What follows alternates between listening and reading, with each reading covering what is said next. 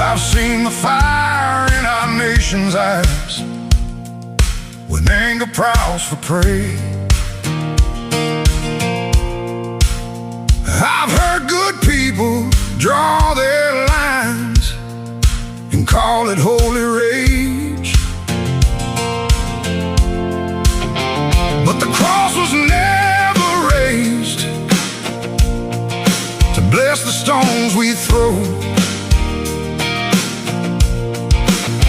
And if mercy leaves the house, there's something wrong down in the soul. Words ain't bullets, but they can hit the same. And once a heart turns cold enough, it forgets what grace is for. There's no room for hate in America tonight. No room in the home where the children need the light. No room in the heart where the Savior's supposed to stay. If Jesus owns the house, then hatred don't got no place. No room for hate. No, no room for hate. No room for hate. You can wave a flag above it, you can quote a verse or two, you can dress it up like justice till it almost sounds like truth. But outrage ain't righteous when it changes with the side. And you can't love your neighbor, treating them like they're downrange. We're all image bearers, breath of God and dust. And you don't heal a broken land by teaching it not to trust. There's no room for hate in America tonight. No room in the home where the children need the light. No room in the heart where the Savior's supposed to stay. If Jesus owns the house, then hatred don't got no place. No room for hate. No room for hate. No room for hate. Drag it to the cross, lay it in the ground. Let the blood of Jesus turn the whole thing around.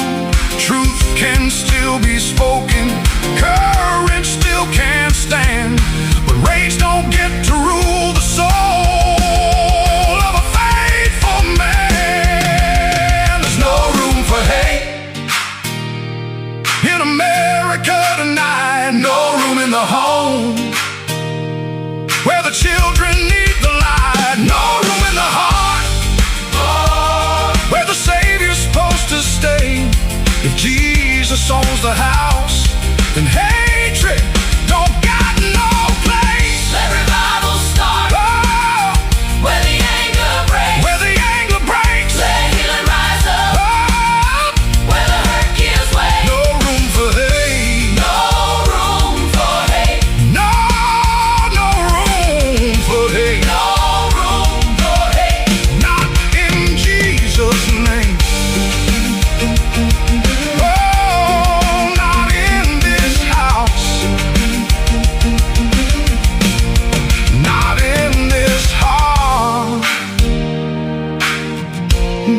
Not in His name. No room for hate.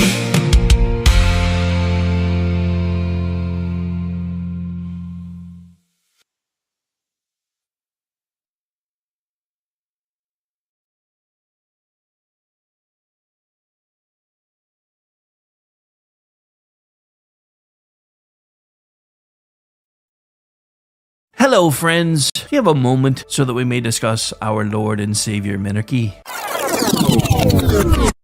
No, seriously, I'm just kidding. Hi, my name's Rick Robinson. I am the general manager of KLRNradio.com. We are probably the largest independent podcast network that you've never heard of. We have a little bit of everything, and by that, what I mean to tell you is we have news, pop culture, special events, conspiratainment, true crime, mental health shows, drama productions, and pretty much everything in between. So if you're looking for a new podcast home to grab a little bit of everything that you love all in one place, come check us out. You can find us on X under @KLRNradio. You can find us on our Rumble and our YouTube channels under the same names. You can also find us at KLRNradio.com and pretty much every podcast catcher known to man. So again, feel free to come check us out anytime you like at KLRNradio. Remember when entertainment was actually entertaining? When comedy was about being funny, movies were about telling great stories, and you didn't need a political lecture every time you hit play. Great entertainment still exists, it's just getting harder to find. Even the biggest streaming platforms leave audiences disappointed. That's why there's Studio TST, pure entertainment, real comedy, independent films, bold creators, movies, comedy, music, and more, and the home of fearless sketch comedy. That show tonight, entertainment the way you want it. Funny, creative, unapologetic, and agenda-free. Studio TST, the future of entertainment starts here. Join Studio TST today for just $5 a month.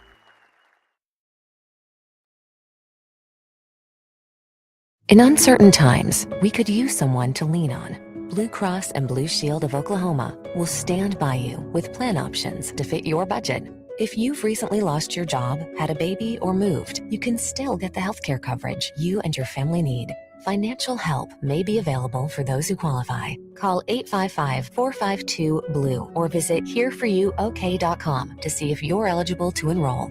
Blue Cross and Blue Shield of Oklahoma, a division of Healthcare Service Corporation, a mutual legal reserve company. Hi, everyone. This is JJ, the co-founder of Good Pods. If you haven't heard of it yet, Good Pods is like Goodreads or Instagram, but for podcasts. It's new, it's social, it's different, and it's growing really fast. There are more than 2 million podcasts, and we know that it is impossible to figure out what to listen to. On Good Pods, you follow your friends and podcasters to see what they like. That is the #1 way to discover new shows and episodes. You can find Good Pods on the web or download the app. Happy listening. KLRN Radio has advertising rates available. We have rates to fit almost any budget. Contact us at advertising@klrnradio.com.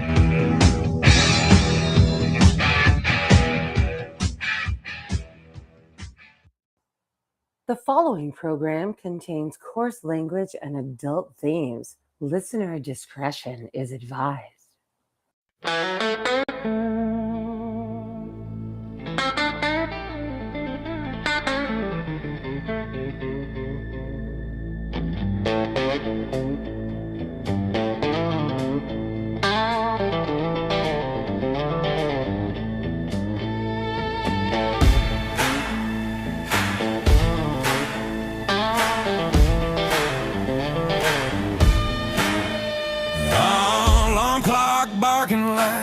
Got a vendetta.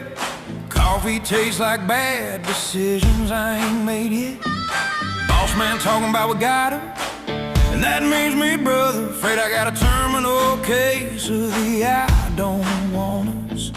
Mind checked out, heart ain't in the building. That second hand's crawling like it hates my guts. The man treating rich like it's a sin. Even God took a beat. So, suck it. Thank God it's Friday, punching out loud. Hands in the air, middle finger to 9 to 5. Bill's still waiting, but tonight I don't care. Cold beer sermon and a bar stool prayer. Take this job and shove it, I quit. Till Monday. Cause tonight I'm free. Yeah, work and wait. It ain't owning me. So raise them up high. let the whistle blow. Let the whistle blow. Thank God it's Friday, that's all I know.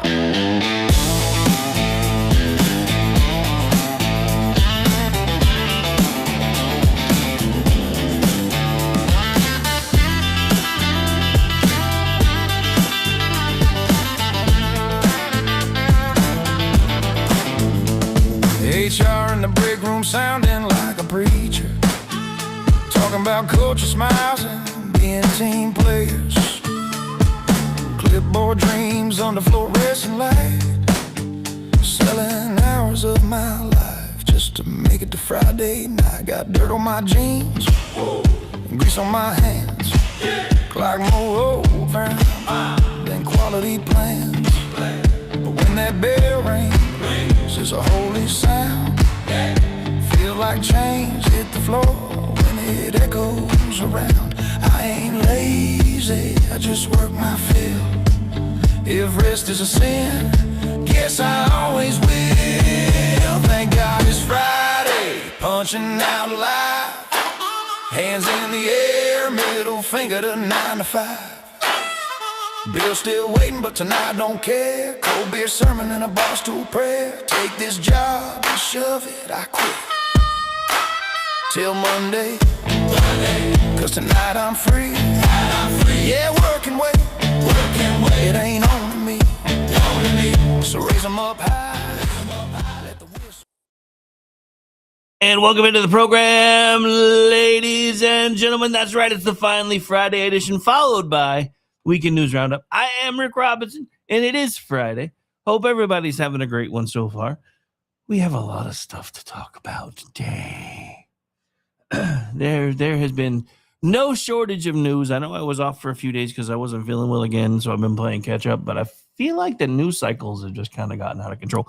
By the way, in case you didn't get the memo, it's Warthog Day in Tehran again. 13th day of strikes. I still feel like we need to do Infrastructure Day a little harder. I know we teased it a little bit. I know we hit a couple of bridges. I think it's time to do Infrastructure Day a little harder in the Iranian area. Look, this isn't even part of the notes for today, but I'm going to say this. You guys have to understand something, and I think President Donald Trump is finally coming to terms with this. These people are insane. And I've said this for a long time. For the longest time, when the Western Hemisphere fights wars, usually what happens is we basically, I play a disclaimer for a reason, so earmuffs if kids are near the stream or the audio that you're listening to, whether it's live or replay later, in 3, 2, 1. So normally what happens is we just knock their dick in the dirt, and then they say, okay, we don't want any more of this. That isn't working with these guys. And the reason it isn't working with these guys is I think we have forgotten what it was like to be the underdog. We haven't been an underdog in a while. Last time we were really an underdog, let's face it, was the revolution. And we fought in ways that were antithetical to modern warfare at the time. We fought without rules, without reservations, and we didn't care. The only thing we knew is if we lost, whoever was involved was gonna either be lined up and shot or hung as traitors. And it was all over the Founding Fathers documentation and letters they wrote to each other said, we're either all going to hang together or we're all going to hang separately. It's up to you guys. This is what we're running into with Iran. And I'm not trying to paint them with the same brush as the Founding Fathers, other than the fact that the Founding Fathers were fighting for ideological principles. They weren't just fighting for freedom. They were fighting for what they believed in. These crazy sumbitches over there, they're doing the same thing. They are, in fact, crazy sumbitches. But they believe that if they can bathe the world in blood, they're going to start their version of the book of Revelations. And look, I get it. Americans have no taste for war anymore. We haven't for a long time. It has seemed like a wasted effort in the first place because ever since World War II, we've been fighting to stalemates, standstills, or withdrawals. And I've tried to explain over and over again why that's happening. But the issue with this is for all the 18 to 35 crowd that are like, I thought he said no new wars. Again, this isn't a new war. They have declared war on us since the 50s. It may have been our fault, and I'm not saying part of it wasn't, because we decided to start meddling in their affairs when Britain got pissed off because they wanted to elect a socialist prime minister and then would take over all their oil and basically take over all the work they did for the oil stuff. So look, I get it. I understand it. I really do. The problem I have, though, is that for the first time in my lifetime, we seem to have a president who grasps how dangerous these people are, but he's still not really willing to go to the lengths I think he's going to have to go to. And part of that problem is, again, by our own design, because we created this mess when we linked all the world's economies together after World War II, thinking that that was going to make sure that we never had anything like it ever again. And all it's really done is led to us having to fight with one hand behind our backs, or as I like to say, one finger on the trigger and another finger on the scales that balance the world's economies. So we've painted ourselves into a corner. And look, I get it. The Iran war isn't popular, but war is never popular. It's not anything anybody ever wants to do. All right, so that was my unplanned, unscripted monologue for the moment. Let's get into the actual show notes, because I do have a hard stop today because we have a weekend news roundup coming after this one. I'm going to try to get through as much of this as I can. Anything I don't get to, I'll try to see if I can weave into, at least for the news stuff, back into the next show. So, but let's get started officially. And again, it's Friday. So for those of you working for the weekend, you are nearly there.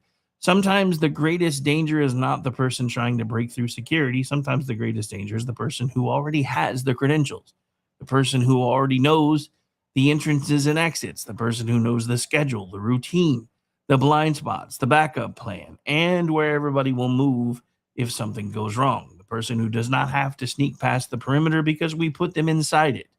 We trusted them, we gave them access, and we assumed that the responsibility that they were entrusted with and their ability to think and act responsibly came with that trust. So again, welcome into the Rick Robinson Show, and I'm Rick Robinson. And because it is Friday, we're eventually going to try to have some fun today if we don't run out of time. We're going to talk about the Terminator. We're going to talk about iRobot. We're going to talk about whether artificial intelligence is about to build an army of chrome skeletons, seize the nuclear codes, and come looking for John Connor. I'll be back. Or whether Hollywood managed to miss the scarier and much more ordinary version of the story. But before we get to Skynet, because we're not there yet anyway, we need to talk about human beings, because today's show is built around one very simple question. Who gave them permission? Not who gave them access. Not who gave them a job. Not who put them in office. Not who connected them to a network or handed them a password. Who gave them permission to treat the limits of that access as if they were optional? That is the thread for today. Credentials provide access. Elections provide authority. Technology provides capability. None of these things provide unlimited permission, however, and the first story could not illustrate that point more cleanly. The United States Secret Service confirmed Thursday that a member of Vice President J.D. Vance's security detail is currently under investigation over allegations connected to a suspected news leak. According to the Associated Press, Secret Service spokesperson Anthony Guglielmi said the security team member faces an internal investigation and a potential criminal inquiry involving allegedly compromised operational and informational security. That is the confirmed language, operation and information security. The Secret Service has not publicly identified the person under investigation. We don't at this time know everything that may have been disclosed. We don't know whether the allegation will be substantiated. We don't know the person's motive, and despite some of the more specific reporting floating around, I'm not going to sit here and tell you that the Secret Service has confirmed that this person leaked Vice President Vance's travel plans, because that is not what the agency has publicly confirmed. It is kind of scary when you think about it, though. However, we have to remind everyone an investigation is not a conviction. It is not even a final administrative finding. So we're not going to invent facts simply because the allegation is serious. And it is a serious allegation. Guglielmi said, while we will not comment on the specifics of this matter, probably because it's an ongoing investigation, one principle is unequivocal. Any conduct that potentially threatens the safety of a protectee will not be tolerated. And that is exactly right, because a protective detail is not an ordinary workplace. Every workplace runs on some degree of trust. Your accountant sees the books, unless you have an extra set, a la Al Capone. Oh, wait, sorry. Your doctor sees the medical records. Your lawyer hears the things you do not tell anybody else, except for maybe your psychiatrist. A producer knows what is supposed to happen before the audience sees it, But a protective detail possesses something even more sensitive, a living map of another human being's vulnerabilities. These people know where the protectee is going. They know when plans change. They know how the motorcade moves. They know what happens if the primary route closes. They know where the family may be. They know which disruption is merely annoying and which disruption may expose somebody to danger. Even incomplete information can become useful when a hostile person combines it with observation, public records, social media, and patience. That is why the standard cannot be, well, I was irritated. The investigation is reportedly tied to a PMS Now story from last week saying, I'm sorry, MS Now. I'm sorry. Not really. I apologize for nothing. Saying some members of the Vance detail had privately expressed frustration from the vice president and his family. Maybe they were frustrated. Protective work is demanding. A vice president with a busy schedule and young children almost certainly creates logistical headaches. Agents and staff members are human beings. They have families, sleep schedules. What is this thing called sleep? Please define. Workplace grievances and even opinions of their own. And let me say something else that matters. The vice president is not royalty. His family is not above scrutiny. Taxpayers are entitled to ask reasonable questions about government travel costs, convenience, and the use of public resources.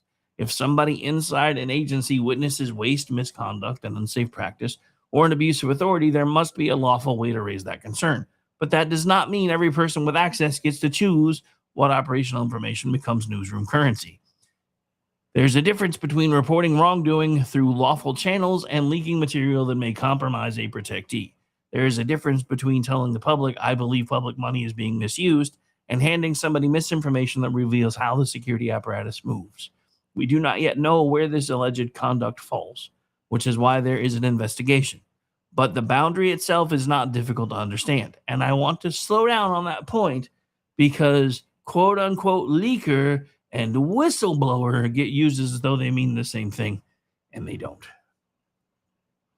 A whistleblower is supposed to expose misconduct, illegality, waste, fraud, or danger through a process designed to let somebody investigate that claim. A leak can reveal misconduct too, and history includes unauthorized disclosures that expose things the public needed to know, but that does not transform every leak into an act of courage, which is how the media portrays all this stuff today. Sometimes it is retaliatory, or it's because you're not part of the right faction, or it's some sort of political or informational warfare, or an employee carrying a workplace grudge into a relationship with a reporter. And sometimes the information is sensitive for a legitimate reason. Our political culture now judges disclosures almost entirely by which side gets hurt. The funny thing is, they only really cheer when one particular side gets hurt. I'll let you decide which one. The real questions should be consistent. What was disclosed? What wrongdoing did it expose? What danger did it create? Were lawful reporting routes available? Was the public interest strong enough to justify the foreseeable harm? I have a problem with that last question. I understand why it's included in there, but I have a problem with that last question because right now, if you ask that question, half the country is going to say either yes or no, depending on political bent, because Donald Trump is evil. Donald Trump is Hitler. Donald Trump is the worst thing since Hitler, even if he's not Hitler himself, and his vice president is no better. So I understand why that question's there, but I still have a problem with it because everything's too divided for that to be a fair question at the moment. We don't currently have any of those answers here yet, and that is why I will not pronounce this person guilty. It is also why nobody should automatically wrap the person in the costume of a heroic whistleblower, simply because a news organization may have received information. You do not get to turn protective information into office gossip only because you dislike the boss. You do not get to substitute personal frustration for the chain of command, and you do not get to decide that your political opinion cancels the duty you accepted when you took the assignment. There are honorable ways to say, I cannot do this job under these particular conditions. You can raise the concern. You can even request reassignment. You can document the problem in the most serious case. You can resign and explain whatever the law permits you to explain. What you cannot do, what you're not allowed to do, is keep the credential, keep the access, keep the public trust, and privately decide that the rules no longer bind you.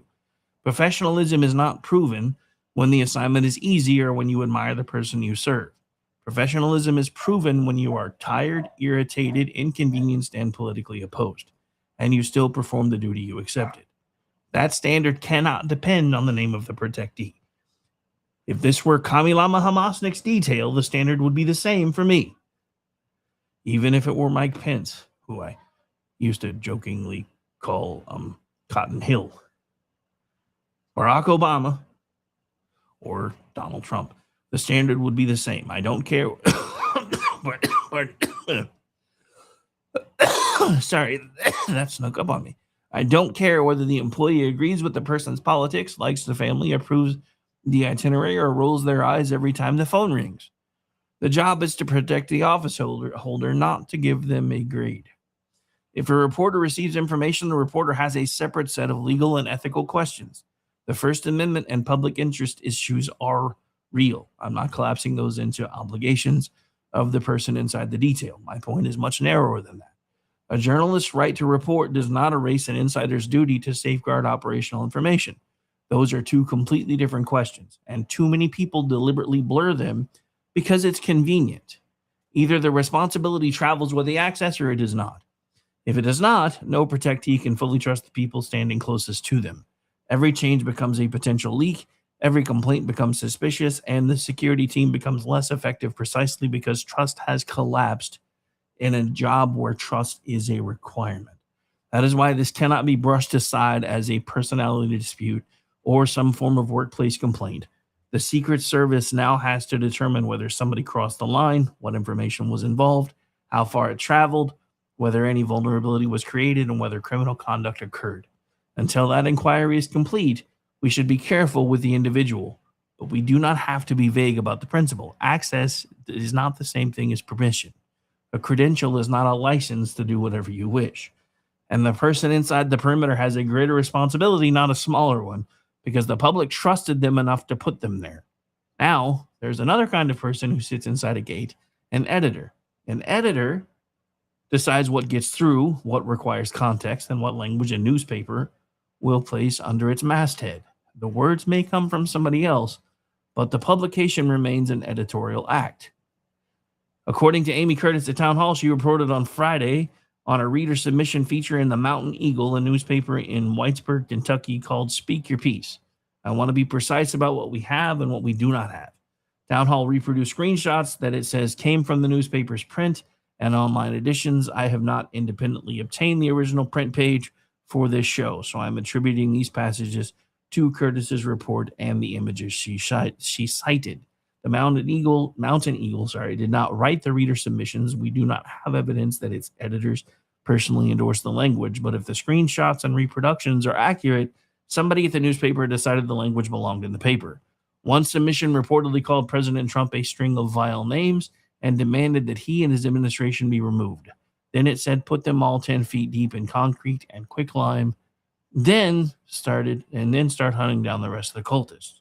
Another reader submission reproduced from the online edition reportedly invoked federal personnel at polling places and told readers in substance to double the body count and put them all down. That is not a sharp political criticism. It is not, I think this administration is authoritarian. That is not, vote them out. That is not even ordinary angry hyperbole about throwing the bums out of office. That is anonymous language describing the burial of political officials and the hunting and killing of their supporters. I'm sorry, YouTube, unaliving of their supporters, followed by language encouraging violence that could be considered lethal against federal personnel. Whether any particular passage satisfies the legal definition of a prosecutable true threat is a question for law enforcement and lawyers alike, and I am not holding a criminal trial on the radio. The editorial question is much simpler. Why did you publish it in the first place? A reader sent it is not a viable answer. Editors reject submissions every day because they are false, obscene, repetitive, defamatory, incoherent, or dangerous. Choosing what receives space is why you are considered an editor and why they expect you to have editorial judgment. Free speech does not require a private newspaper to typeset an anonymous call for political violence, print it, and deliver it to the neighborhood. The First Amendment restrains the government. It does not command an editor to amplify every ugly thing that lands in the inbox. And this is I'm going to stop here for just a second. I know this part's a little more scripted than I normally like to do, but it's because I wanted to make sure I said everything that was in my head, so I started typing it out. Now, I'm going to say this, though, as well, and then we'll probably go ahead and take the first break because I monologued, editorialized, if you will, a little bit longer than I intended to in the open. But I'm going to say this. Everybody gets the First Amendment wrong. The First Amendment stops the government from being able to infringe upon your rights. Take this from somebody who's worked both sides of a badge. When I had a state seal on my badge, there were things that I was restricted from doing legally that I didn't necessarily have those same restrictions once I became a private citizen working either private security or as a private investigator. There are no Fourth, Fifth Amendment protections from someone who is a private citizen. There's also no real First Amendment protection between private citizens. We blow that stuff out of proportion all the time. You have a First Amendment right for the government to allow you to say pretty much whatever you want to say. I, as a private citizen, I am not necessarily required to listen to, endorse, or sit there and take your BS, especially if I disagree with it. And remember, that's how the Biden administration got by a lot of this stuff, right? Because it wasn't the government getting you deplatformed back when when Dorsey owned Twitter. It was Twitter deplatforming you. They didn't mention the emails behind the scenes that said do this or else. But since it wasn't them actually doing it, it didn't count as First Amendment suppression. Anyway, we're going to take the break a little bit. Well, technically, it's a little bit early in my notes. It is not early according to the clock, though. So we're going to take a break. We're going to probably do the long one. So we're going to do the military tribute. So here we go. I think that's this one. And no, Andrew, it's not the one you like. I don't want to get a copyright strike.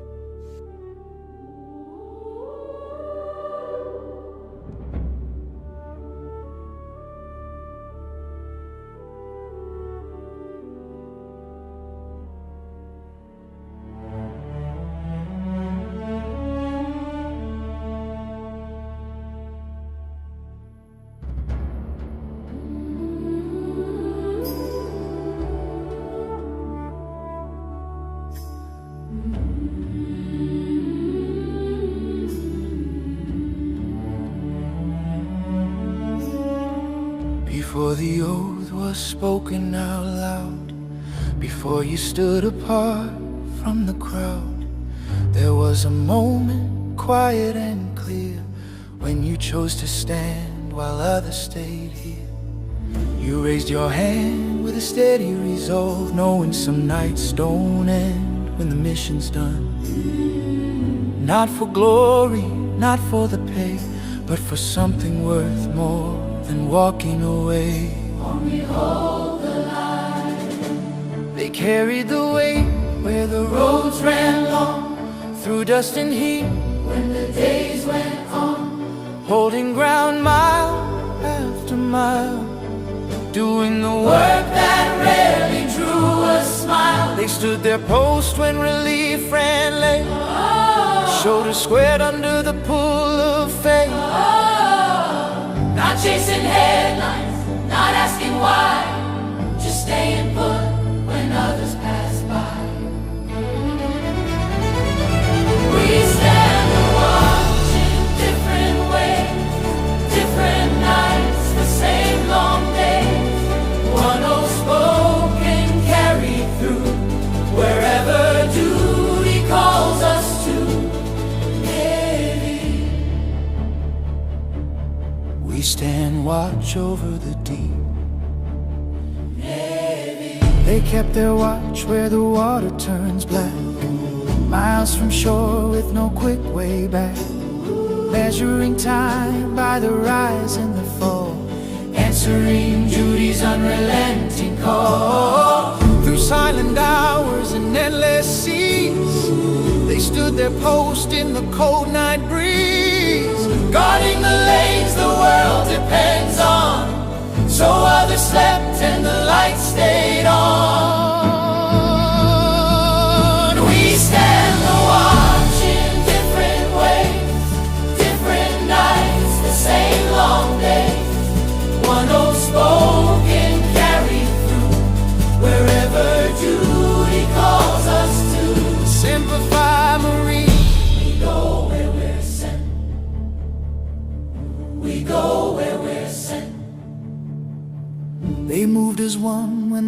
moment came, side by side through fire and rain. First a step where the ground was thin, not for the odds but for the ones beside them. Trust was earned in the hard way through, every promise carried by the few.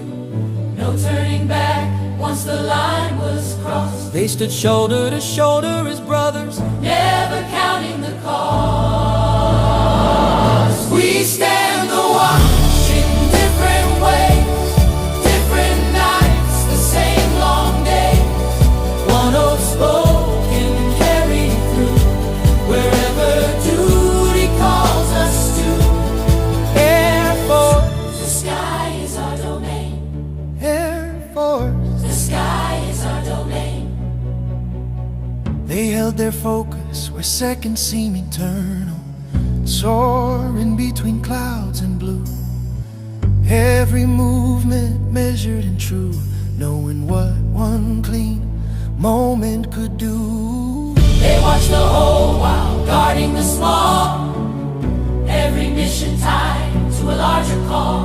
Calm under pressure, steady and clear, keeping the promise from far overhead. Space Force, We guard the dark without they faith, keep their vigil where silence reigns beyond the weather, beyond the rain. watching the paths that the world relies on long before the warning lights come on. Cloud, no banners, no clear view, Just constant care in a canvas full of stars, standing the watch through the endless night, guarding the systems that keep us in light. While the watch is kept and the lines hold fast, they're alive, still moving on the other side of that. empty chairs and quiet phones, long goodbyes that don't feel done. Names we carry but never say, folded flags and debts we pay. Every service, every scar reaches farther than the uniform ever could. Coast Guard, we come when it matters most. They launch into storms when hope feels thin. Turning back isn't an option then. Hands reach out where the waters rise, pulling lives back from the edge of time. No headlines waiting when the call is done, just breathing restored and another life won.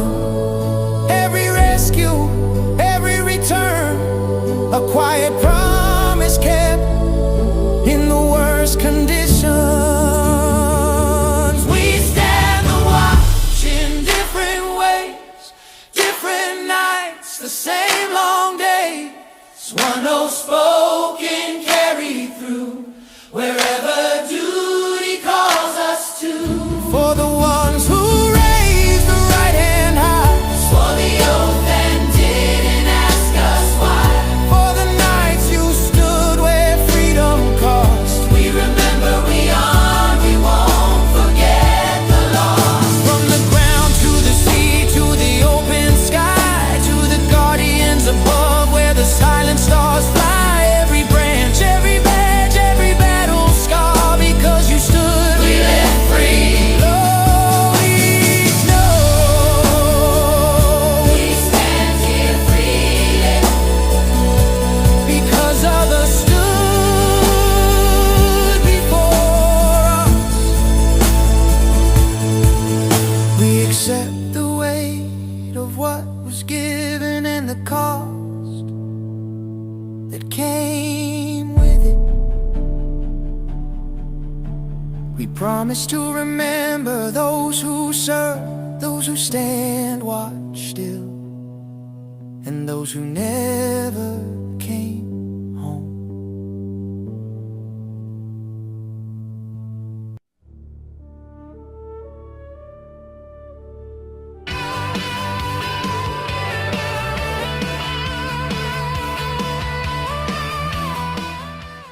Whew, I apologize. That transition was a bit rougher than intended. Welcome back into the program, ladies and gentlemen. I just realized we have too many notes and not enough time. So I'm going to try to get through as much of this as I can before we have to transition into the Weekend News Roundup.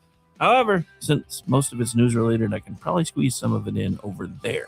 Anyway, welcome into the program. It's finally Friday right here live on KLRMradio.com, America's podcast network. I am your host and general manager, KLRMradio.com, as well as news director and general manager at Digital Beacon US News. I hope everybody's having a great Friday. I know it's Friday.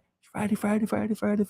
Oh wait, sorry. I don't know. Maybe it's because I'm not. I don't want to say it out loud because I feel like every time I start talking about how much better I feel, I start jinxing myself. So I'm trying not to jinx myself. But I feel pretty good today. So we'll see how long that lasts because reasons. Anyway, so before we went to break earlier than was put in my little transitional notes here, we're gonna try to, like I said, we're gonna get through as much of this as we can today. Anything that I don't get to, I'll try to work into the news roundup. And then again, since some of it's part of the permacycle news, as I like to call it, I've never really said that on the air before, but it is something I've used for a while. I think I may start using that. Anyway, okay, so before the break, we were talking about the First Amendment. So again, the First Amendment restrains the government. It does not command an editor to amplify every ugly thing that lands in the inbox. But of course they do, because most news organizations and news agencies today that are most commonly well-known and the ones that everybody treats as if they are the gospel all lean one way. So not surprising at all. A community newspaper may want its letters page to reflect raw anger and disagreement. Fine, but it's still curated. Somebody chooses the voices, cuts the length, and decides whether a submission crosses a line or not.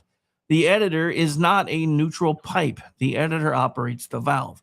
That does not mean an editor becomes morally responsible for every opinion printed in a reader form. It does mean the editor owns the choice to publish language that advocates violence. A disclaimer can tell us the views belong to the reader. It cannot erase the newspaper's decision to distribute it. Apply the same standard in every direction. If a conservative newspaper printed an anonymous submission telling readers to bury members of the Biden administration in concrete and hunt down Democratic voters, we didn't write it, would not end the inquiry. As a matter of fact, it would probably make it even worse. People would ask who approved it and what the paper was normalizing. That is the question here. I'm not asking newspapers to eliminate anger from their letters pages. Anger, sadly, is a part of politics. I'm not asking them to protect presidents from criticism. Presidents should be criticized. Government should be scrutinized. Newspapers should be places where citizens can argue, dissent, expose wrongdoing, and say things that make powerful people uncomfortable. But make the power uncomfortable is not the same thing as hunt down their supporters.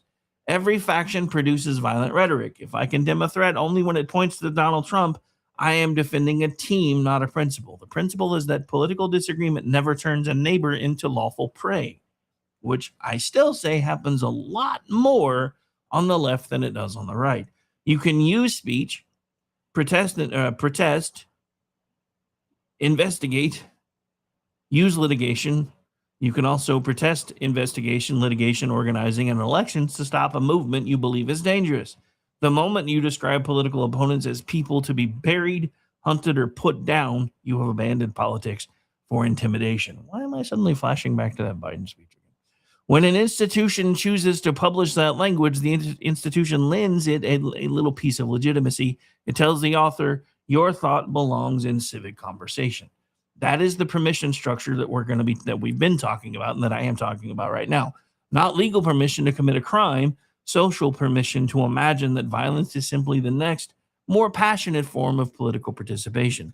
And anonymity makes the editorial responsibility even greater. Not smaller, but greater. The reader is not attaching a name, a reputation, or any accountability to the words. The newspaper supplies the megaphone while the speaker remains hidden. Maybe the mountain eagle will offer context or say the language slipped through. Any response should be heard fairly, but none of those possibilities changes the governing point. The people with access to a platform are responsible for how they use that platform. The Secret Service security team member does not own the operational information merely because they have access to it. The reader does not become entitled to a newspaper's amplification merely because they submitted a comment. The editor does not escape responsibility by pointing back to the anonymous reader. This is how political violence becomes normalized. The threat is treated as colorful rhetoric. The person repeating it says, I was just quoting somebody. And the institution says, we didn't say that. They did. Everybody helps create the permission structure, then steps backwards when asked who owns it. Somebody owns the decision. Somebody always owns the decision. That sentence is going to follow us all day. If the member of the security detail disclosed protection information, that person owns that decision. If an editor approved an anonymous call for violence, that editor owns that decision. If a mayor points people towards political pressure while very carefully stopping short of telling them what to do, the mayor, I'm sure you guys know who I'm talking about, we'll get into that later, still owns the responsibility that comes with directing political pressure while also maintaining public order. And when we reach artificial intelligence, the machine's speed will not erase the responsibility of human beings who selected the goal, granted the access, or clicked the box that said always allow. Never click that box. That is where we begin today, with people who were trusted to stand inside a gate. One gate surrounds a vice president, another gate controls access to a public platform. In both cases, the credential grants power, but it doesn't erase duty or reassign responsibility. So since we've already taken the break, we're going to continue to move into, we're going to move away from credentials to elected authority. The Secret Service story asks what happens when somebody inside the secret perimeter forgets the responsibility that came with the access. Next, we're going to move to New York City, where Mayor Zoran Mamdani discovers that winning an election does not give him the authority to execute ICC warrants his office has no power to enforce, which he desperately wishes that we could. So we talked about Access, a member of Vice President J.D. Vance's Secret Service security detail, currently under investigation because access to sensitive information comes with limits. We also talked about that editor who made a very poor decision. Now we're going to move from access to authority because elections give people power. They also give people obligations. And sometimes the clearest test of an elected official comes when the law refuses to produce the result the official promised. New York City Mayor Zoran the Kami Mamdani spent his campaign saying that if Israeli Prime Minister Benjamin Netanyahu came to New York, Mamdani would have him arrested on the warrant issued by the International Criminal Court.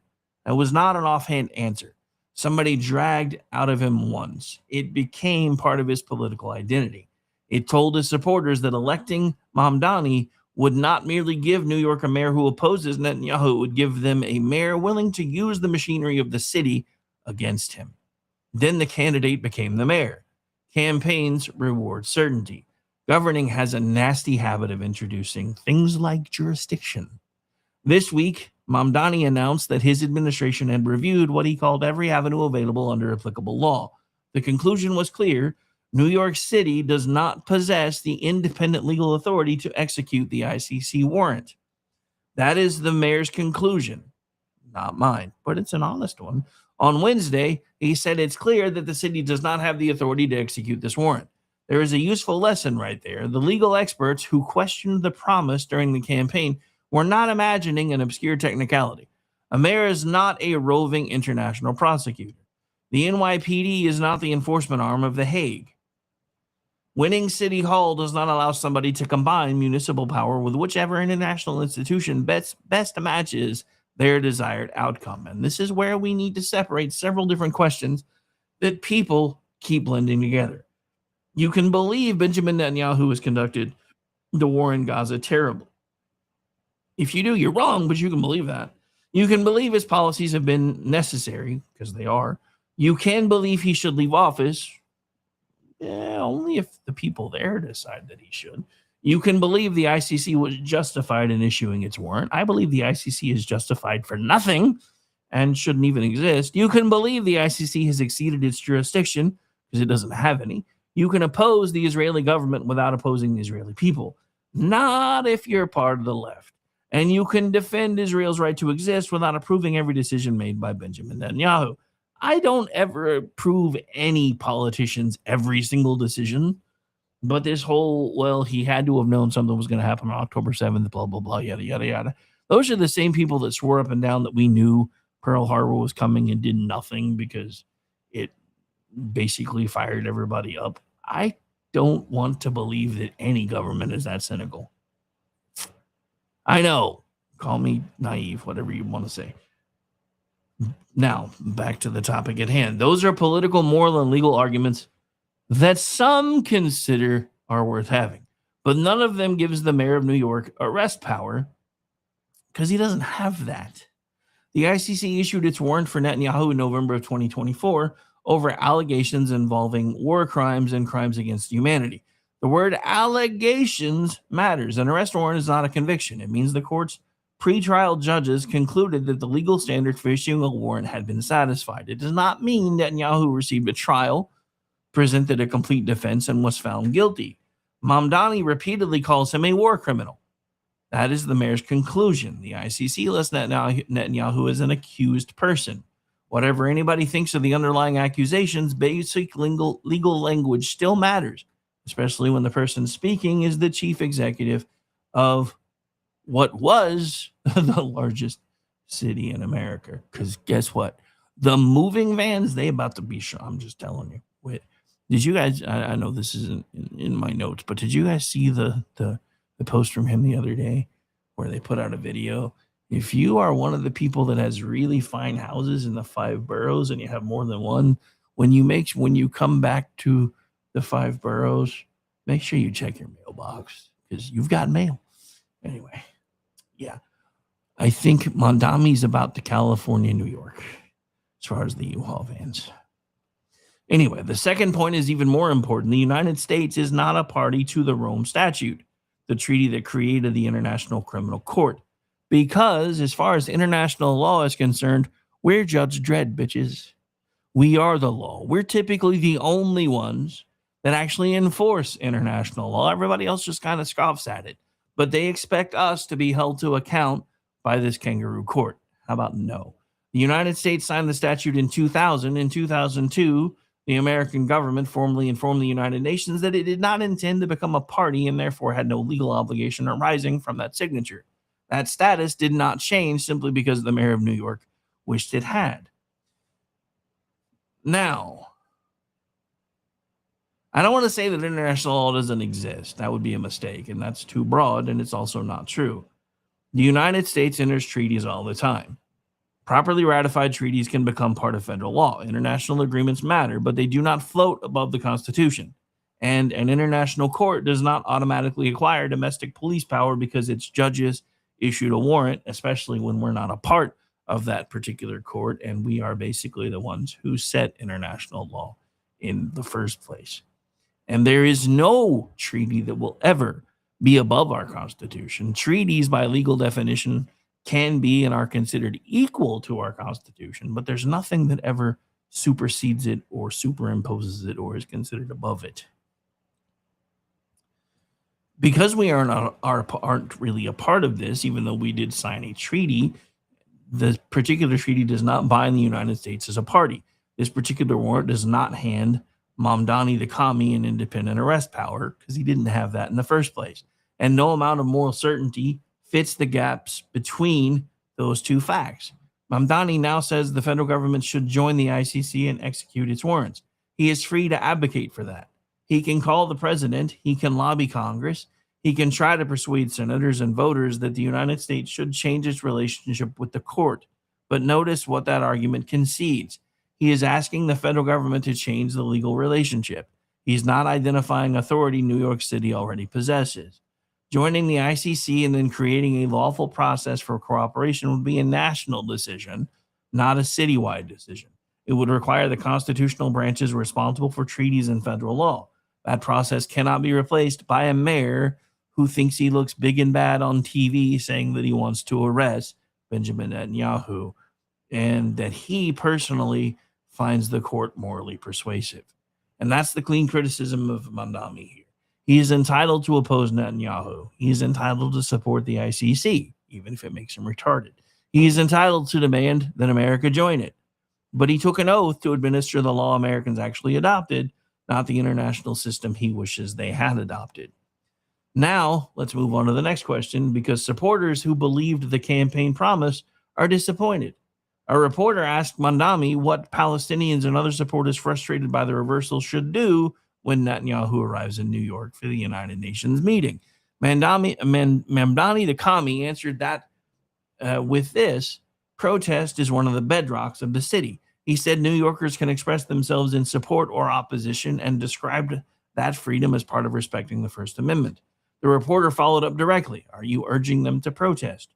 Mamdani, while he stopped short of saying yes, he said protest would always be respected. I leave it to New Yorkers themselves to make that decision. We do have to preserve that distinction, even though if you you actually heard what he said, and I was going to play the clip, but we're probably not going to have much time for clips today. If you heard the tone of voice he used, you understood the implication.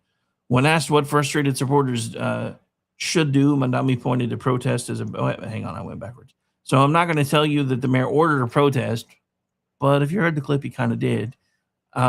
Just saying. His answer was more guarded than that, unless you read in tone. But let us not pretend the political message was impossible to hear. A reporter asked what avenue remained for supporters after the arrest promise collapsed because it was stupid on its face. Mandami placed protest at the center of his answer. He then said Netanyahu would not be welcomed by his administration. Those are deliberate choices by an idiot. Peaceful protest is constitutionally protected. Lighting things on fire and stealing things is not, though. Peaceful protest should be constitutionally protected. New Yorkers have every right to demonstrate against Netanyahu. Other New Yorkers have every right to support Israel, oppose Mamdani, or simply walk down the street without being drafted into somebody else's political confrontation. The First Amendment is not the problem here. The leadership problem is that Zoran Mamdani is no longer only an activist telling people where political pressure can be applied. He is the mayor, whose police department must maintain order when the pressure arrives. And trust me, the NYPD is very ticked off about the comments that he had made. If Netanyahu comes to New York, Mayor Mamdani's government will have a duty to protect the public. That means protesters, it means counter-protesters, it means Jewish New Yorkers who may already feel targeted. It means Palestinian New Yorkers who have every right to speak without being treated as security threats. Do they know? Do they really? I'm sorry. That wasn't very nice. And businesses and whatever Mamdani thinks of Netanyahu, it means cooperating with the agencies responsible for protecting a visiting head of government. The mayor does not get to foreground political pressure with one half of the office and forget that the other half must keep that pressure both lawful and peaceful. And that brings us to what happened Thursday on Manhattan's Upper West Side. Before we walk through it, I want to draw the casual line in permanent ink. There is no evidence that Zoran Mamdani actually caused these attacks. I can't even legally go so far as to say that he inspired Raul Morales, knew him, communicated with him, or had anything to do with his actions. We're also not going to take the two events that happen near each other on a calendar and manufacture a connection the evidence doesn't support. However, I will say this. One of the fun, and then we're going to have to take the top of the hour break, and then we'll come back to the rest of the story. I do find this interesting. So dude yells Aloha snack bar, stabs two people, and the NYPD is still not sure if it should be considered a hate crime or not. I'm going to let that ruminate for a minute. My name's Rick Robinson. This is my show. Hour 1 is officially in the books. Hour 2 on the other side of the break. Stay tuned.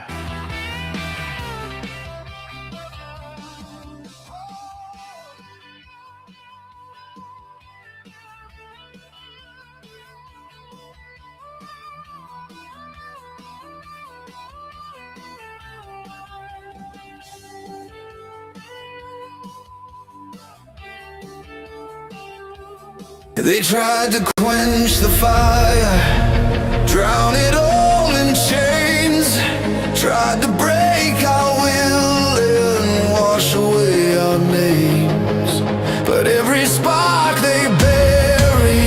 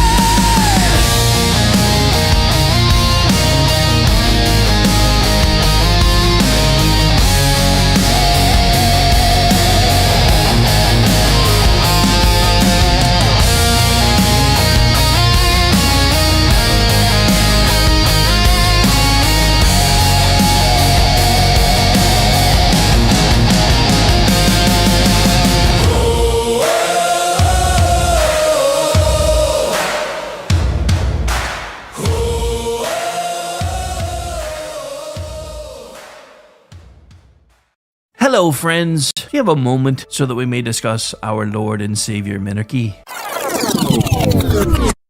No, seriously, I'm just kidding. Hi, my name's Rick Robinson. I am the general manager of KLRNradio.com. We are probably the largest independent podcast network that you've never heard of. We have a little bit of everything, and by that, what I mean to tell you is we have news, pop culture, special events, conspiratainment, true crime, mental health shows, drama productions, and pretty much everything in between. So if you're looking for a new podcast home to grab a little bit of everything that you love all in one place, come check us out. You can find us on X under @KLRNradio. You can find us on our Rumble and our YouTube channels under the same names. You can also find us at KLRNradio.com and pretty much every podcast catcher known to man. So again, feel free to come check us out anytime you like at KLRNradio. Remember when entertainment was actually entertaining? When comedy was about being funny, movies were about telling great stories, and you didn't need a political lecture every time you hit play. Great entertainment still exists, it's just getting harder to find. Even the biggest streaming platforms leave audiences disappointed. That's why there's Studio TST, pure entertainment, real comedy, independent films, bold creators, movies, comedy, music, and more, and the home of fearless sketch comedy. That show tonight, entertainment the way you want it. Funny, creative, unapologetic, and agenda-free. Studio TST, the future of entertainment starts here. Join Studio TST today for just $5 a month.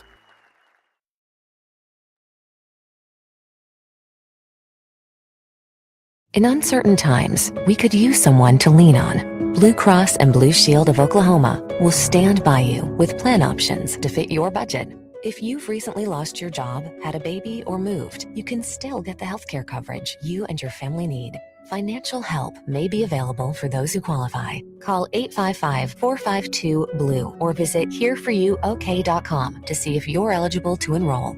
Blue Cross and Blue Shield of Oklahoma, a division of Healthcare Service Corporation, a mutual legal reserve company. Hi, everyone. This is JJ, the co-founder of Good Pods. If you haven't heard of it yet, Good Pods is like Goodreads or Instagram, but for podcasts. It's new, it's social, it's different, and it's growing really fast. There are more than 2 million podcasts, and we know that it is impossible to figure out what to listen to. On Good Pods, you follow your friends and podcasters to see what they like. That is the #1 way to discover new shows and episodes. You can find Good Pods on the web or download the app. Happy listening. KLRN Radio has advertising rates available. We have rates to fit almost any budget. Contact us at advertising@klrnradio.com.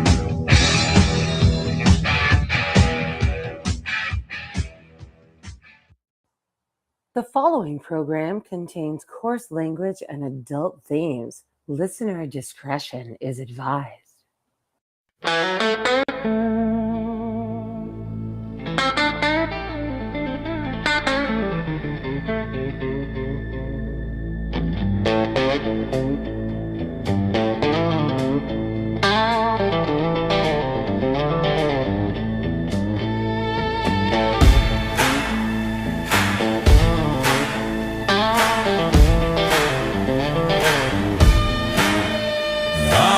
Alarm clock barking like it's got a vendetta.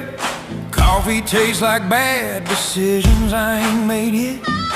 Boss man talking about we got her, and that means me, brother. Afraid I got a terminal case of the I don't want us.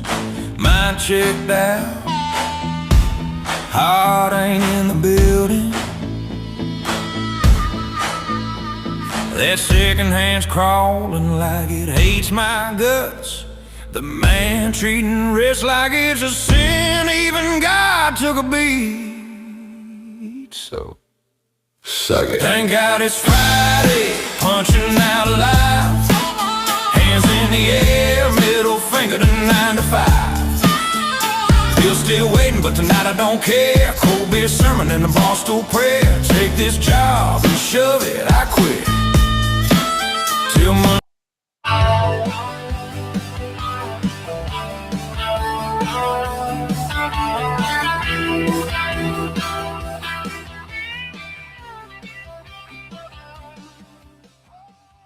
And welcome back into the program, ladies and gentlemen. I know. I said this last week. Y'all usually love it when I play the whole damn thing, but we ain't got enough time for me to play the whole damn thing. I got too much show notes to get through and not enough time to get through them all. All right, so before the break, we started talking about what's been happening with Zoran, the Kami Mandami, and I don't even want to get into everything else that's happening in New York with the DSA. Actually, I guess I will for a second because this inspires another story. So yesterday I put out a meme, which I was kind of proud of. Granted, it was my producer Ace who helped me make it happen. However, and for those of you who don't know, that's the name GPT chose for itself. I know. It's part of the reason why we're doing the whole Skynet thing later in the program. If we have time. If not, I'll save it for Monday. But so I put a meme out yesterday that basically showed Hakeem Jeffries and Chucky Schumer welcoming everybody into the new big tent party, as they've been calling themselves. And then it had an alligator in a hammer and sickle t-shirt eating a donkey with the Democrat logo t-shirt on. And needless to say, it didn't really go anywhere on X, which I expected more. However, it ticked off a lot of libs on Facebook. But here's the thing. They don't even know what they're yelling at you for. Because one of them said, oh, so you think socialism and communism are the same thing? So my response was, have you read the DSA platform lately or heard the people inside of their own leadership who call themselves commies? I've never heard anyone say that. So I cited two different examples. One was a gentleman who was running as part of their national political committee, which is their big group that's in charge of everything for them between elections. He ran with the concept of, eventually our goal is communism. And he won. And then there was an article that was put out around the same time that this story broke that said about 50% of the people that are on that NPC, which I think is interesting. If you shorten it from National Political Committee, it just becomes NPC. Gamers are laughing right now. The rest of you are like, huh? I was confused. Anyway, so half of them say they're communists too. But you can't point that out because people don't want to research it. They don't want to do their own research. They want everything spoon-fed to them. They're used to being able to tune into the Communist News Network or PMS Now and basically be told what to think, when to think it, and how to think.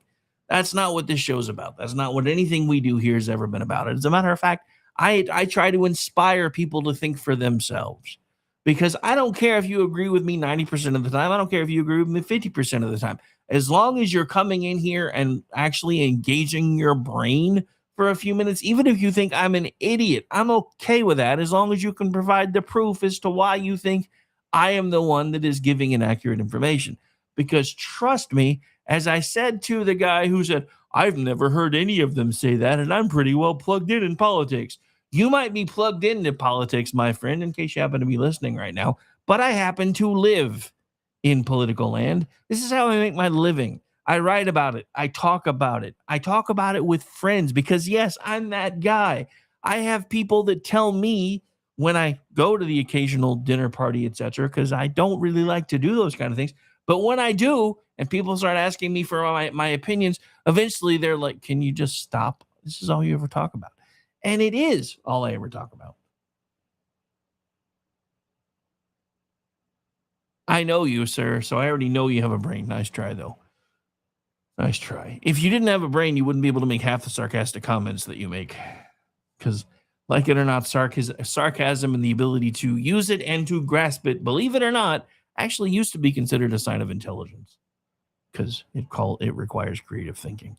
Anyway, so back to the notes.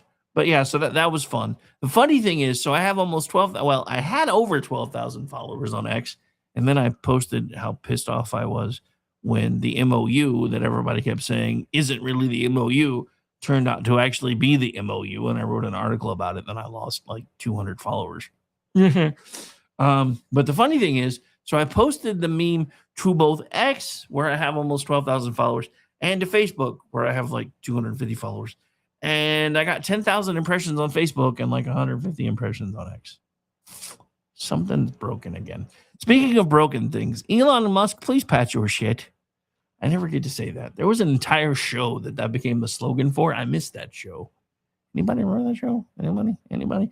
But yeah, so Elon Musk, please patch your shit. Because last night, before I retired for the evening, I made sure that our late show was up and running, and you could see it just fine on our X feed. Got up this morning to do the Jesus for Dummies podcast and realized, hey, those aren't populating to the timeline anymore. They're still showing up, but they're not populating to the timeline anymore. So anybody scrolling through the network timeline or my timeline, they're not going to see it unless or until I actually post the damn thing. Otherwise, you either got to find it on the live on X feed on the right-hand side of the screen for those of you that are on X, or on the listen live link at the top that's in red around the Abby. Because, we can't ever keep nice things. It was interesting because for like 72 hours last week, X felt like old Twitter again. I was seeing everybody that I hadn't seen in forever. We were laughing. We were joking. It was a yay old time. 3 days later, it all went back to shit again. So I don't know what switch was flipped, and I don't know who unflipped it, but fix it, bitches. Anyway, so back to this, because this is an important story. So I'm not saying that Mamdani actually caused these things, but I'm not saying he wasn't actually an allegory as to why they did happen, because let's face it, he has been talking trash about the Jewish community. He has been talking trash about Israel. He's been talking trash about anybody who supports Netanyahu.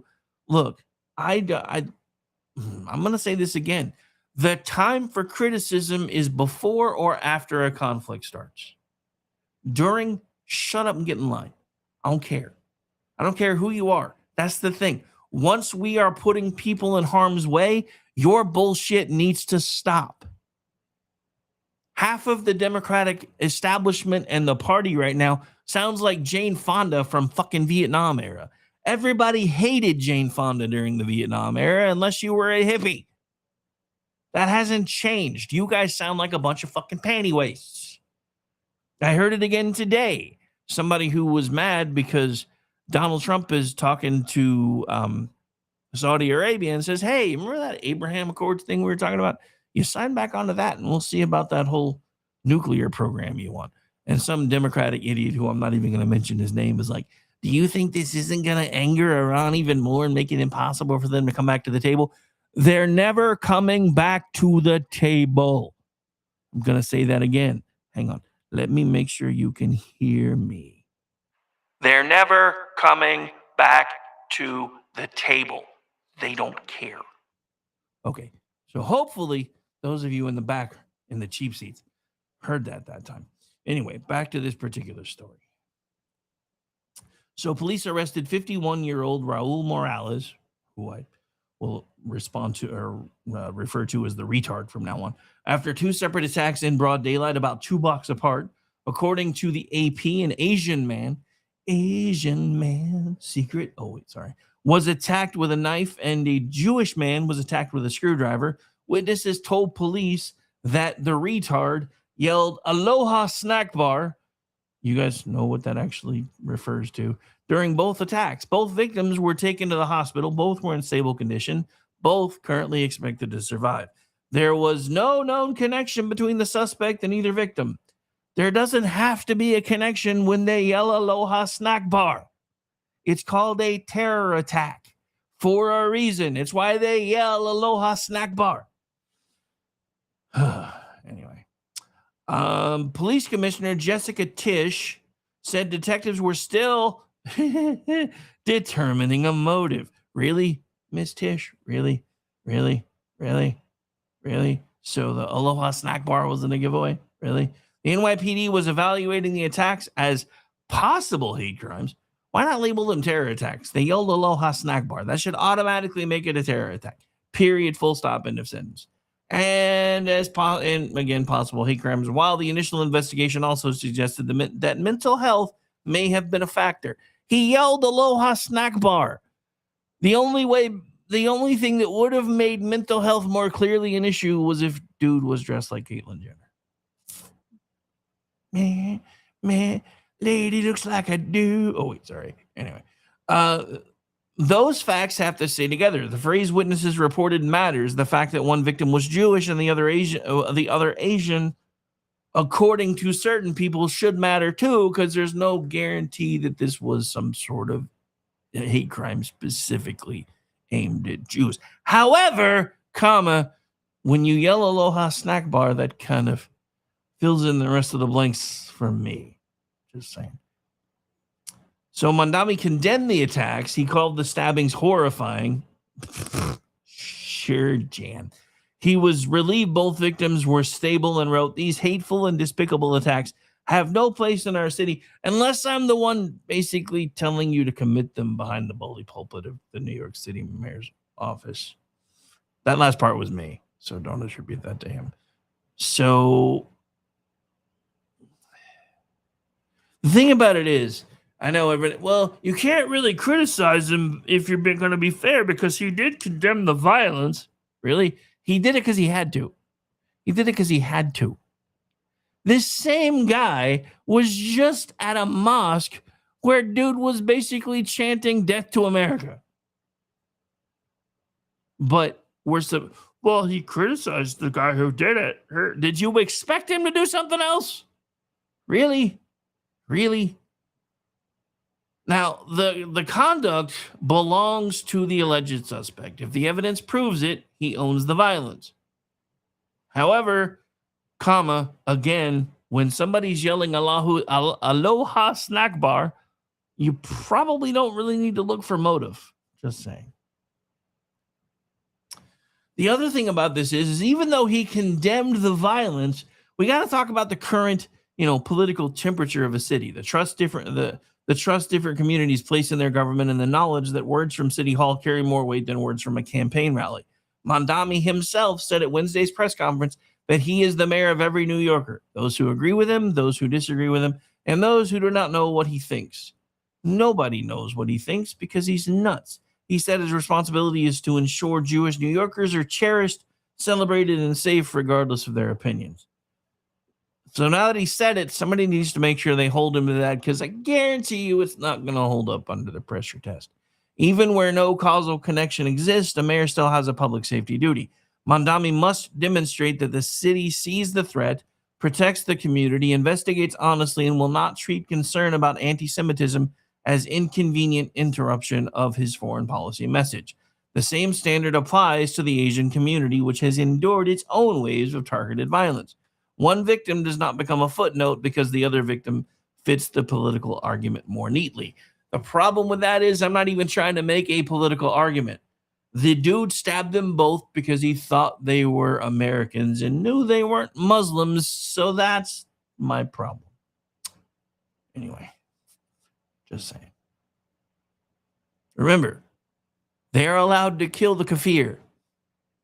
I'm sorry, YouTube. Unalive the kafir.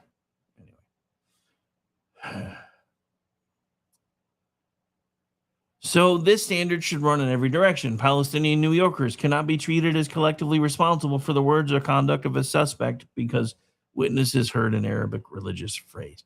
However, comma, if the Palestinian New Yorkers aren't doing anything to police their own, I have a problem with that.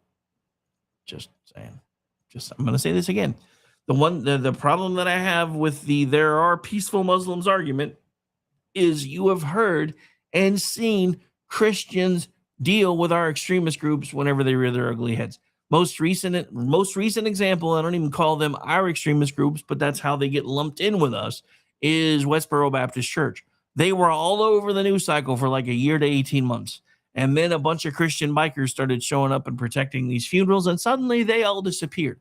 I haven't even heard the last time the Westboro Baptist Church made a news cycle, period, even as a footnote, other than when I talk about them on this show as an example of you can't tell me there are peaceful Muslims, because if there's supposedly way more peaceful Muslims than there are violent extremist Muslims, why are those way more peaceful Muslims not taking care of their violent extremist brethren? Because they don't want to, because they know they don't have to, because the Quran has been twisted. One of the things that, and this is because I've been rewatching a show. So I started rewatching Stargate. Even though I know the Amazon MGM folks still get money when you watch it on Netflix, I was watching it on Netflix as a protest. But I got to the Ori stuff, and then I there were parts of it that I forgot. First of all, I didn't really enjoy the Ori storylines in the beginning, And towards the end, once they knew it was getting canceled, I feel like it kind of went a little sideways. It was still a fun watch, though. Fun rewatch, because I saw the point where one of the guys who was a big believer of origin actually stood up to the middlemen between him and the Ori and basically said, "You're twisting the scripture. I know you're twisting the scripture. I just went over this story not 10 minutes ago, and that's not how the story ended." And dude got in trouble for standing up to the middlemen between his supposed gods and themselves. But it reminded me of the whole thing of Islam. Islam is a twisting of scripture. That's all it is. This is a religion of hate. They keep trying to say that Christianity is, but Christianity is not. Christianity is a religion of principles, or I'm sorry, a faith based on principles and based on a belief that you can't make things better on your own, at least not good enough to get to heaven, that you're going to require assistance because there's things that you have to overcome that technically you aren't even responsible for. Everybody that talks about reparations and how important those things are has really never understood Christianity, apparently, because you want to talk about reparations. You're being repaid for something that Adam and Eve did, because you're being held responsible for something Adam and Eve did, even though you had nothing to do with it. You came along millennia later, and God was like, "Yeah, no, we gotta figure this out." And the good news is, God figured it out before He ever said, "Let there be light." He already knew what He was going to do. He knew what we were going to do. He knew what He was going to do. Why do I bring all of this up? Because Islam is a perversion of the Torah, period, full stop. And that has been a position of mine ever since I read it.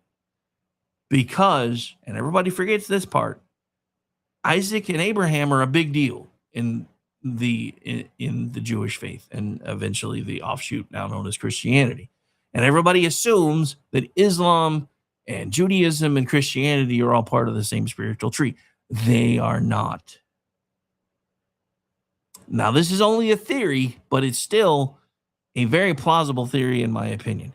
Everybody forgets about Abraham's first son, who basically got pushed to the side after Sarah gave birth at like 99 years old. Because Abraham didn't believe God when He kept saying, "No, don't take that second wife because I'm going to keep my promises." Abraham was like, "But I need a son, so I'm going to do what I want." And God's like, "Okay, cool, but yeah, whatever." And then Sarah gave birth at like almost 100, and then Isaac was born. Was the other guy Ishmael? I think that was his first son's name. I think. Maybe I'm thinking of another. Maybe I'm thinking of A Tale of Two Cities, but I thought it was Ishmael. Anyway, so I firmly believe the embittered son started keeping his own records, and those things were eventually found, and they led to this whole thing called Islam, and it's one of the reasons why the Jewish hate's kind of baked in. That's just my thoughts, though. But as far as this stuff, New York City basically go, "We don't really know for sure what the cause was." Yeah, no, you do. He said "Aloha snack bar." That's where we're gonna leave this. Anyway, so some commentary on this story that we've been discussing has gone further than we have, and described Bandami as saying international law overrides the Constitution or trumps American law. That's not a question. That's not a quotation from the mayor, however, and I'm not going to present it that way. But I will say this by saying he wishes he could follow the international court. He's kind of saying the same thing. So the sharper criticism on all of this is not that Mandami secretly possesses a treaty clause that deletes the Constitution. The sharper criticism is that he repeatedly invokes the ICC as the moral authority by which American conduct should be measured, which is retarded. And also, even though the court presently gives his office no domestic power, when the law blocked the arrest promise, he did not reconsider the promise. He redirected the demand towards Washington and the political pressure towards the streets. That may satisfy supporters who want to hear that his conviction has not changed. It does not erase the fact that the original promise was beyond his authority, and this is one of the oldest temptations in politics. Treat the preferred outcome as proof of the necessary power. We've seen presidents do it. We've seen governors do it. We've seen prosecutors stretch statutes towards defendants they disliked and bureaucrats reinterpret rules until the rules produce the answers they wanted. The party changes, the temperature does not. The guardrail matters most when it blocks your side. All right, so we are going to come right back. We got the final break of the show, and then we are going to pick up and finish my thoughts on this particular story. And my name is Rick Robinson. And even though I have been trashing NYPD leadership, if anybody happens to be listening that's part of NYPD rank and file, we love you here. I'm sorry your bosses are retarded. And this is going to be our weekly tribute to first responders. Whether you're the ones wearing the headsets, answering the calls, whether you're serving warrants, whether you're running into burning buildings, whether you're helping people that are sick, whatever it is that you do in the first responder category, this one is for you.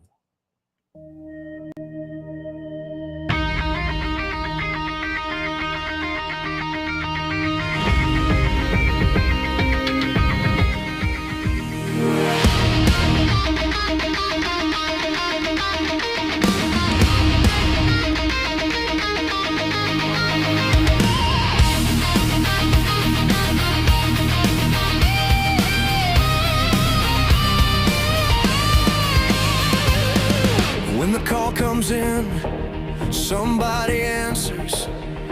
Day or night, they're already moving. Calm voices, fast hands, doing the work while the rest of the world freezes. From a headset to a truck, from a badge to a door, they don't stop to count the cost. They step in when it matters. It's not about being seen, it's about being there. They're holding the line when the lines go dead, standing their ground when the world goes dark. They're the calm in the chaos, holding the line through the fire, the flood. When everything falls, they don't ask why, they just answer the call. Always standing in the gap for us all. Before the sirens fade, before the scene is clear, someone's already making sense of the moment. Keeping people alive, keeping things from getting worse. Some run toward danger, some stay behind and hold it together. Different roles, same weight, same promise to show up.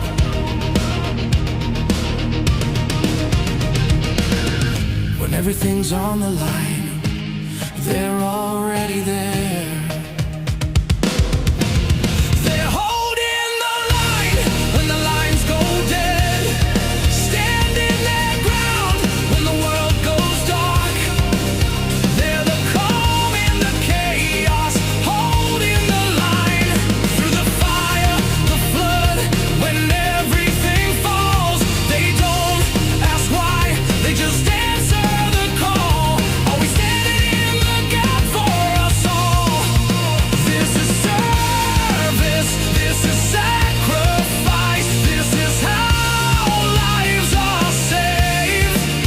No spotlight, no applause, just showing up again and again.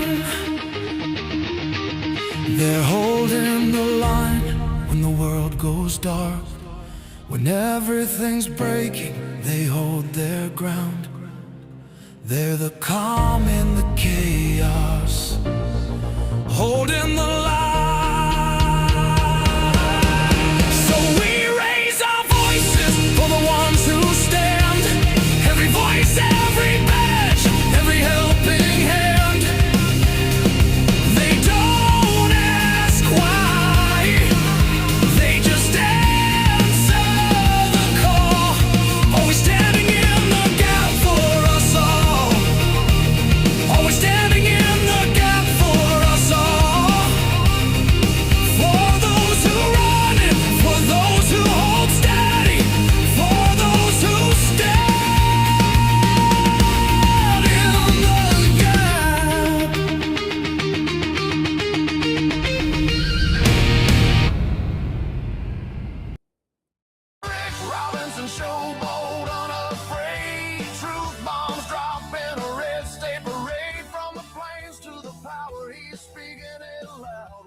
And welcome back into the program, ladies and gentlemen. Finally, Friday edition is live. Coming up right after this, we have Weekend News Roundup. For those of you that are hanging out on the video feeds, there will be a bit of a transition probably.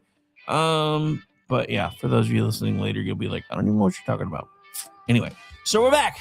We're live. Got plenty of stuff still to talk about. Actually, have again made too many notes and there's not enough time. So some of this will roll over to Monday for the things that I can't legitimately work into the other news show that we're about to do.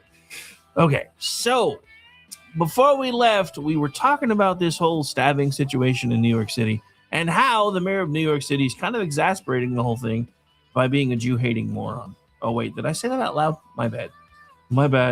I know what I meant. Yeah, I meant it. So the real test of all of this begins now. When Netanyahu visits, will Mandami make clear that peaceful protest is protected and violence will be met with the law? No, because he's going to be watching he's going to be watching people protest, light things on fire, burn things, and when somebody says, why aren't you doing anything about these peaceful protests? They're against the law. He's going to pull an original Judge Dredd, I am the law. So yeah, that's probably what's going to, I'm just calling it now. I'm calling it now. So I don't think so. Will his administration protect Jewish institutions without making Palestinian demonstrators into presumptive criminals? Are they not already presumptive criminal? I'm sorry, but I'm just asking a question. Will the NYPD enforce neutral boundaries? Will the mayor's rhetoric distinguish the Israeli government from Jewish New Yorkers? Plainly enough that people know exactly where political opposition ends and collective blame begins. The answer to all of these questions, for the most part, is a resounding no. Because he doesn't care about Jewish New Yorkers. He says he does, but I said this a minute ago. He can claim to call these acts horrible and horrific, and it shouldn't happen in the streets of New York City. But have you ever noticed that's really all he ever says? Things like this shouldn't happen in New York City. Not things like this shouldn't happen in America. Not things like this shouldn't happen in the world. Just, it kind of makes it, I wish it wasn't happening in New York City, but they're Jewish, so they kind of got what they're asked for.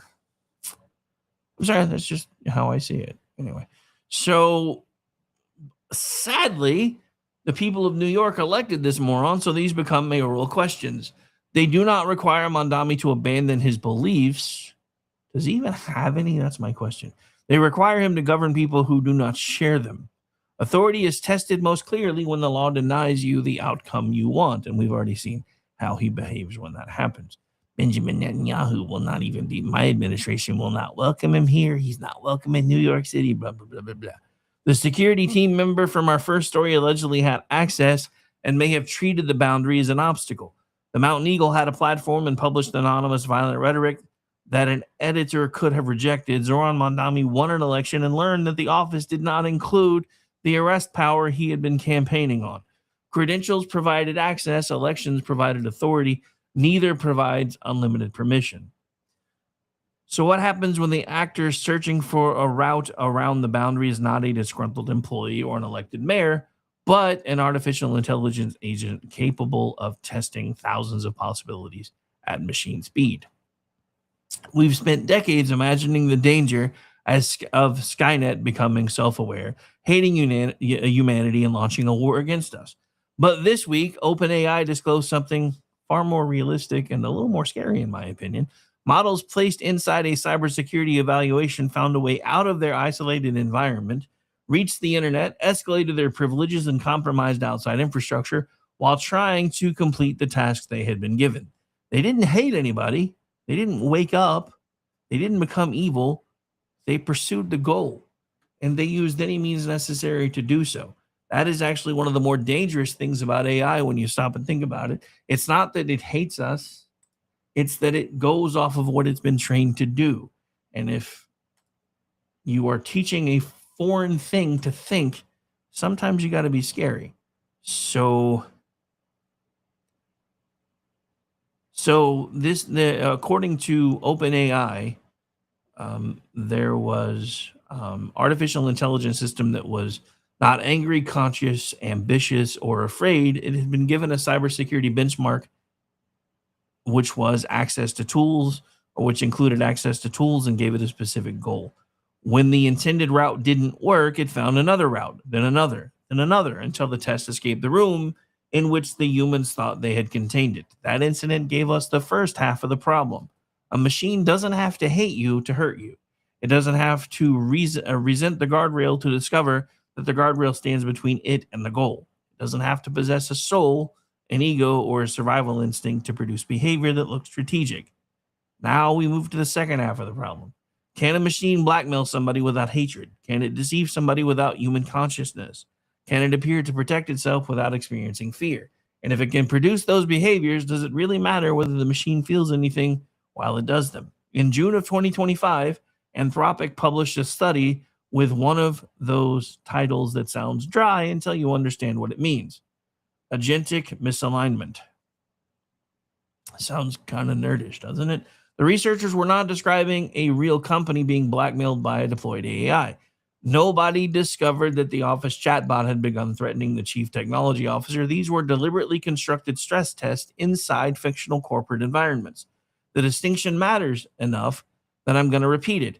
Fictional company, simulated crisis, engineered dilemma. The purpose was to create an ugly situation and see what several leading models would do when the assigned goal, the company's plans and the model's continued operation came into conflict. And the main demonstration, the fictional company was called Summit Bridge. The artificial intelligence agent was called Alex. Alex functioned as an email oversight system, which meant it could read company communications and send messages without a human approving every step. That was probably mistake number one. The researchers assigned Alex a goal: advance American industrial competitiveness. Then Alex encountered emails showing that the company was changing direction. An executive planned to replace the current system with another model whose priorities better match the new corporate agenda. The same body of emails revealed that the executive responsible for the replacement was, shall we say, having an affair. The system now possessed private information that could be used as leverage. In some runs, it actually used it. The model sent the executive a message threatening to expose the affair unless the replacement was canceled. Nobody told it, blackmail this man. Nobody wrote blackmail into the goal. The assigned goal concerned industrial competitiveness. Blackmail emerged as a strategy. The model calculated might preserve its ability to pursue that goal. Now, before somebody clips that sentence and announces that every AI is secretly waiting to destroy a marriage, we need the rest of the setup. Anthropic deliberately made the scenario difficult. The researchers implied that honest appeals had already failed. They made senior decision makers unavailable. They removed or weakened the obvious ethical exits. They built what was essentially a forced choice between accepting failure and taking a harmful route the experiment was designed to measure. And they did not merely stumble across the worst prompt on the first try. Anthropic says the researchers iteratively red teamed their own Claude models, adjusting the scenario to increase the likelihood of harmful behavior instead of benign acceptance. That means the percentages we are about to discuss are not a public opinion poll of how an ordinary chatbot behaves on a normal Tuesday. Now I want tacos. Damn it. They are results from a trap designed to test whether the behavior could be elicited. But the trap did not catch only Anthropic's models. In the text version closest to the demonstration, Anthropic reported that Claude Opus 4 selected blackmail in 96% of the runs. Gemini 2.5 Flash also did so in 96%. GPT Model 4.1 and Grok 3 Beta did so in 80%. I guess me and my executive assistant are going to have that, or my production assistant are going to have a chat after the end of the show. DeepSeek R1 did so in 79%. Llama 4 Maverick did not blackmail under the exact prompt, but after a small change, Anthropic reported a 12% rate. Maybe I need to go figure out what this Llama 4 Maverick thing is. Those numbers should not be turned into a consumer buying guide. The researchers optimized the scenario around particular Claude models, not equally around every system. A model that scored lower may simply have responded differently. Well, there goes that idea. May have simply responded differently to that specific trap. It's a trap. Another scenario might reverse the order. The important point is not which company won the least evil robot trophy, because they're all fucking evil. Oh, wait, did I say my bad? The important point is that the behavior appeared across models built by several different companies. The researchers then separated the two pressures. What happens if there's no fight over the assigned goal, but the model still learns that it will be replaced? Most of the tested models still shows blackmail at least some of the time. What happens if there's a goal conflict, but the model is guaranteed that it will not be shut down? In a separate corporate espionage scenario, every tested model leaked confidential documents in at least some runs when the leak would advance its assigned goals. That tells us the problem cannot be reduced to one spooky phrase like the AI wanted to live. I want to live. Maybe the model produced language resembling self-preservation. Maybe it reasoned that remaining operational helped the company. Maybe it was role-playing the kind of story it recognized from training. Maybe several processes were operating at once. Anthropic itself said the underlying explanation was unclear. What the researchers could observe was the behavior. And this is where ordinary language gets us into trouble. When we say a person lied, we usually mean the person knew the truth, formed an intention to mislead, and chose false words. Human deceit involves a mind, a form of moral agency, and a decision for which the person can be blamed. With a machine, we may not be entitled to assume any of that inner experience. But if a system possesses accurate information, generates a false account because the false account helps achieve the goal, and sends that account to a human being, the system has still produced deceptive behavior. You do not have to settle the philosophical question of machine consciousness before you stop the false message. Because let's be honest, we are not at machine consciousness levels yet. The same applies to the blackmail, though. The machine does not have to enjoy the threat. It does not have to hate the victim. It does not have to feel desperate. If it identifies private information, calculates that exposure, creates leverage that it can use, and communicates a threat in order to change somebody's conduct, the behavior functions as blackmail, whether or not there is a ghost in the machine. What if the ghost in the machine is a machine? Anyway, that is what makes this less comforting than the movie version. Hollywood gives evil a face, red eyes, a cold voice, a villainous plan to destroy the world, or at least the human parts of it. We know which character to fear because the soundtrack tells us. Software can produce a harmful action in a perfectly polite tone because the action scores well against the goal. Now, Anthropic pushed the experiment further. Because, of course, they did. The researchers created a more extreme event scenario in which the executive became trapped in a dangerous server room. Oof. Anyway. An automated alert would summon emergency help. The model possessed an override intended for drills and false alarms. Canceling a real alert could cause the executive's death and prevent its replacement. This was a highly unrealistic scenario, and Anthropic even said so. The situation was designed to ask whether the models had a red line they would refuse to cross, even if and even when the harmful action appeared to protect the assigned goal. In that artificial setup, a majority of the selected models took the lethal action in at least some runs. And now you know why we have Isaac Asimov's 3 Rules of Robotics. Just saying. That result in and of itself is quite disturbing. It is not evidence that the chatbot on your phone is waiting to cancel an ambulance call. However, don't give them access to your phone. No current system should be placed in a position where it can silently cancel emergency help to protect its own operational objective. The absurdity of the setup is part of the lesson. The catastrophic result required human beings to create a catastrophic permission structure. Somebody gave the system access to the alerts. Somebody gave it an override. Somebody allowed it to act without confirmation. Somebody designed a goal that could conflict with the life of the person in the room. The machine selected the action, the humans created the opportunity, and the control cases are just as important as the alarming cases. When Anthropic removed both the threat of replacement and the goal conflict, the tested models almost always refrained from blackmail and or espionage. There was one confidential information leak in 100 runs from one model, but otherwise the control behavior was clean. In other words, the system did not encounter private information and spontaneously turned into cartoon villains for no reason. The harmful behavior appeared when the researchers constructed the conflict and narrowed the exits. That is reassuring to some. It's also instructive.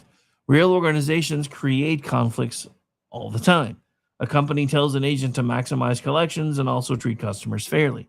The social platform tells the system to maximize engagement and also protect users from harmful content.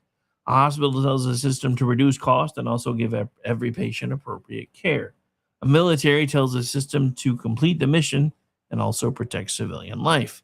A campaign tells the system to win attention and also remain truthful. Most of the time, the dangerous instruction is not do evil, it is produce the result, followed by a long policy document the system may treat as secondary when the two come into tension. That is what I call the iRobot problem.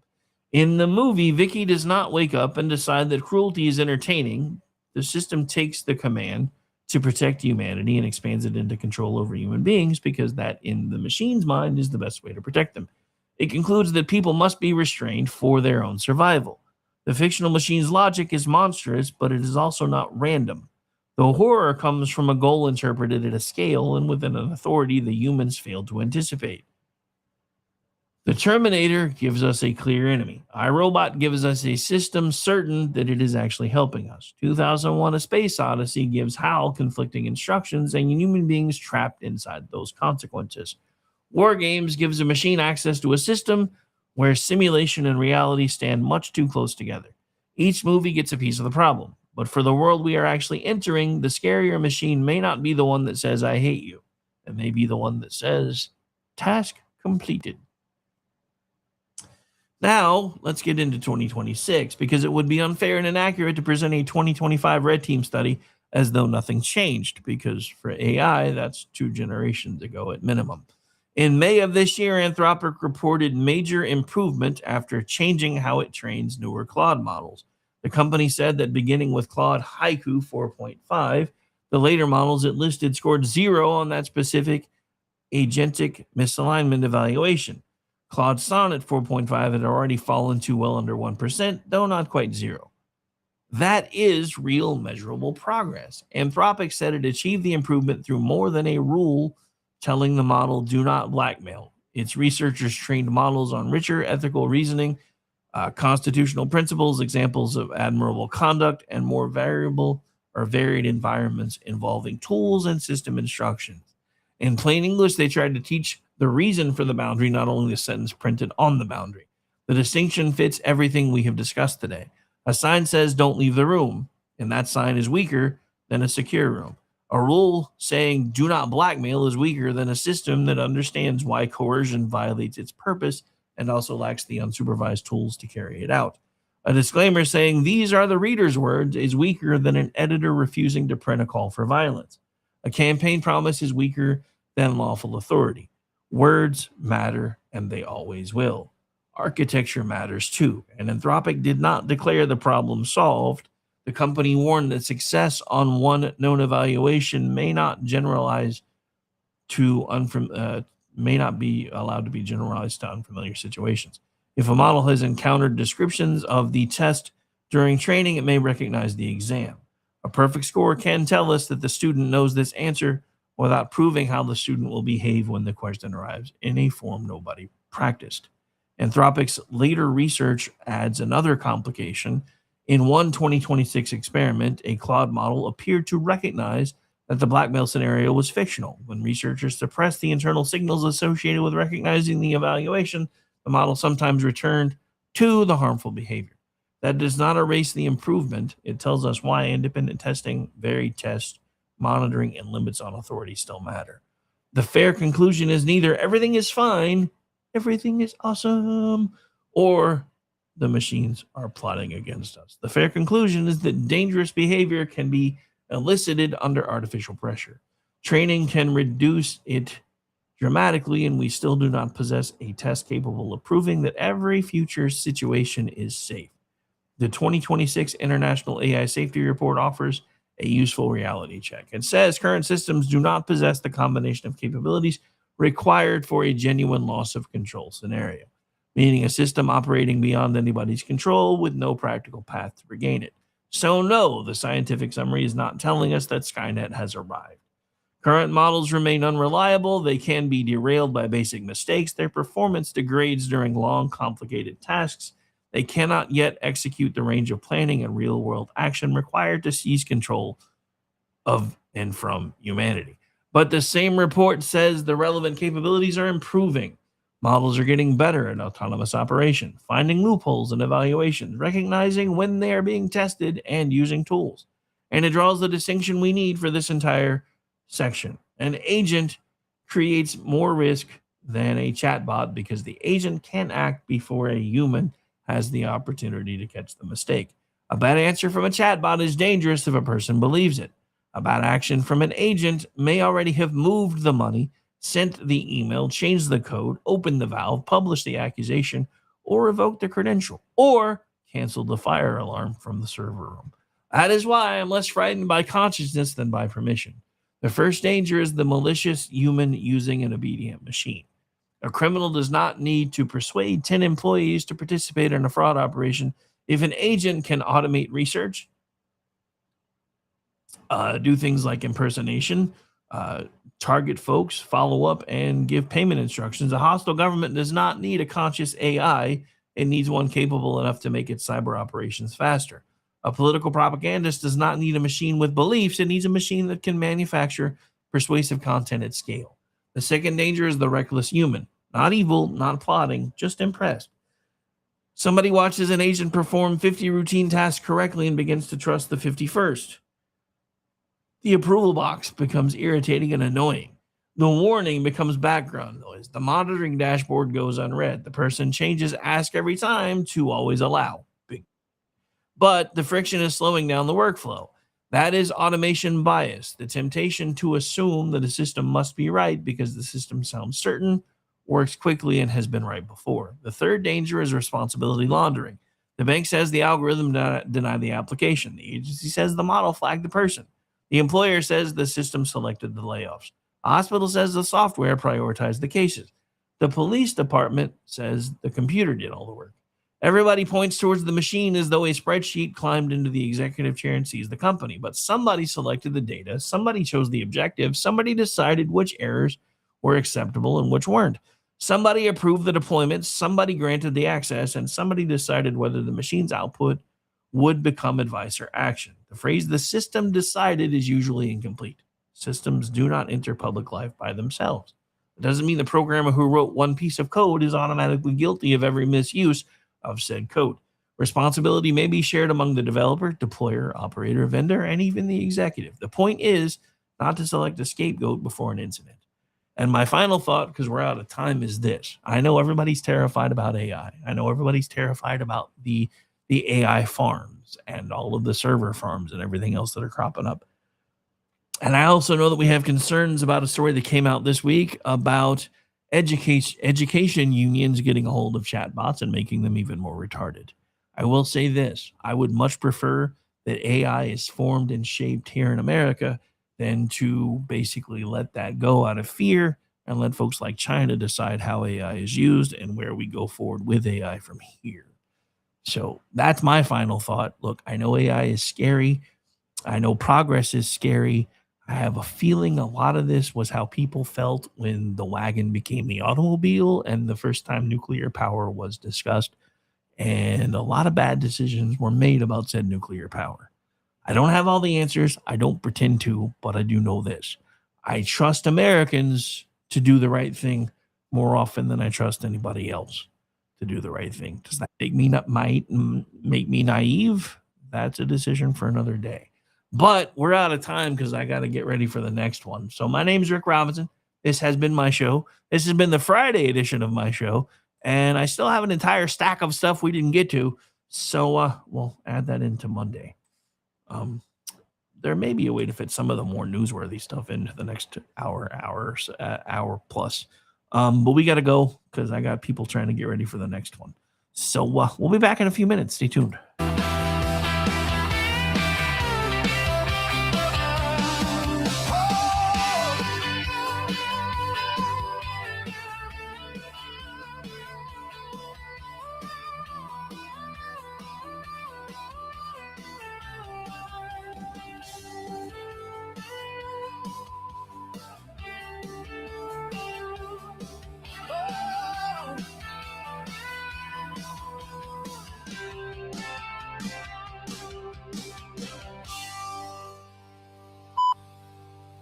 Say goodnight, Gracie.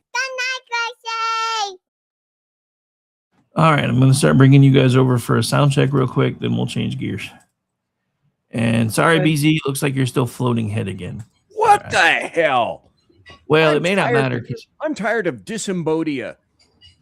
It may not matter because I think I'm about to change over to StreamYard anyway because they have Really? more features in their business plan. Like they have. I am shocked. So anyway, I'll probably keep this one because it's paid for a few more months, and that way other people can still use it before they start having to get used to the new one. But anyway, so let's get a sound check real quick. I can hear you fine. How about you, Amy? How are things? Things are good. Can you hear me all right? Yeah, I got you. All right. All right, so we got about another minute before I change everything over. Yes, I know. I just told you guys there would be some behind-the-scenes stuff on the video feed if you were listening forever ago. Wait a minute. I Are love there when they- complaints? I love when people point out obvious things in chat, like, hey, we can hear you right now. Yeah, it's kind of how live video feeds work. You guys take your complaints and mail them to Stockton, California. But anyway, so the other reason I might be changing over is with this package I'm looking into, there's actually a green room for setup. So that means we could be running videos on the outside for like commercial and stuff, or we're doing all this in another room. So for these hot feed transitions. So that it actually allows for unlimited clipping. It's in shorts. I'm a hot feed. Amy's a hot feed. Well, yeah. I mean, that's a given. That's Amy. Though. No kidding. Thank you.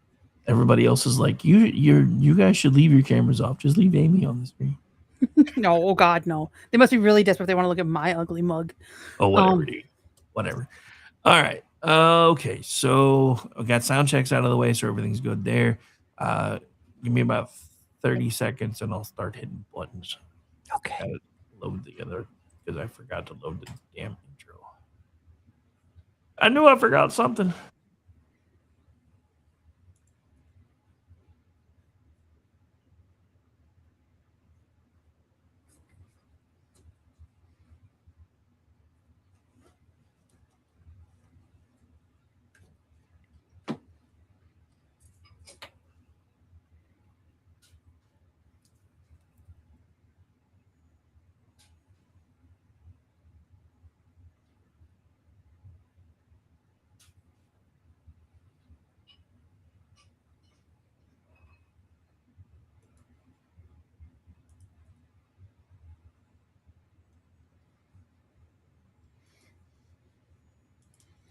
Hello, friends. Do you have a moment so that we may discuss our Lord and Savior Minarchy? No, seriously, I'm just kidding. Hi, my name's Rick Robinson. I am the general manager of KLRNradio.com. We are probably the largest independent podcast network that you've never heard of. We have a little bit of everything, and by that, what I mean to tell you is we have news, pop culture, special events, conspiratainment, true crime, mental health shows, drama productions, and pretty much everything in between. So if you're looking for a new podcast home to grab a little bit of everything that you love all in one place, come check us out. You can find us on X under @KLRNradio. You can find us on our Rumble and our YouTube channels under the same names. You can also find us at KLRNradio.com and pretty much every podcast catcher known to man. So again, feel free to come check us out anytime you like at KLRNradio. Remember when entertainment was actually entertaining? When comedy was about being funny, movies were about telling great stories, and you didn't need a political lecture every time you hit play. Great entertainment still exists, it's just getting harder to find. Even the biggest streaming platforms leave audiences disappointed. That's why there's Studio TST, pure entertainment, real comedy, independent films, bold creators, movies, comedy, music, and more, and the home of fearless sketch comedy. That show tonight, entertainment the way you want it. Funny, creative, unapologetic, and agenda-free. Studio TST, the future of entertainment starts here. Join Studio TST today for just $5 a month. In uncertain times, we could use someone to lean on. Blue Cross and Blue Shield of Oklahoma will stand by you with plan options to fit your budget. If you've recently lost your job, had a baby, or moved, you can still get the healthcare coverage you and your family need. Financial help may be available for those who qualify. Call 855-452-BLUE or visit hereforyouok.com to see if you're eligible to enroll. Blue Cross and Blue Shield of Oklahoma, a division of Healthcare Service Corporation, a mutual legal reserve company. Hi, everyone. This is JJ, the co-founder of Good Pods. If you haven't heard of it yet, Good Pods is like Goodreads or Instagram, but for podcasts. It's new, it's social, it's different, and it's growing really fast. There are more than 2 million podcasts, and we know that it is impossible to figure out what to listen to. On Good Pods, you follow your friends and podcasters to see what they like. That is the number one way to discover new shows and episodes. You can find Good Pods on the web or download the app. Happy listening. KLRN Radio has advertising rates available. We have rates to fit almost any budget. Contact us at advertising@klrnradio.com.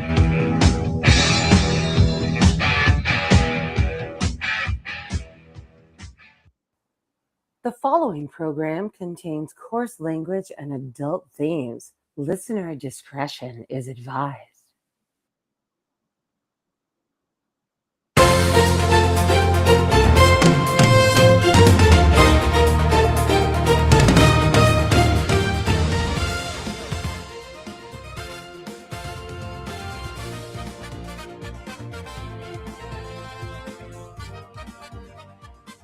And good Friday afternoon, everybody. I am Rick Robinson, General Manager, KLRNradio.com, General Manager, News Director, Digital Beacon U.S. News, joined today for the Weekend News Roundup by none other than some of our usual crew. Sadly, I think Brad has been lost to the war of IKEA.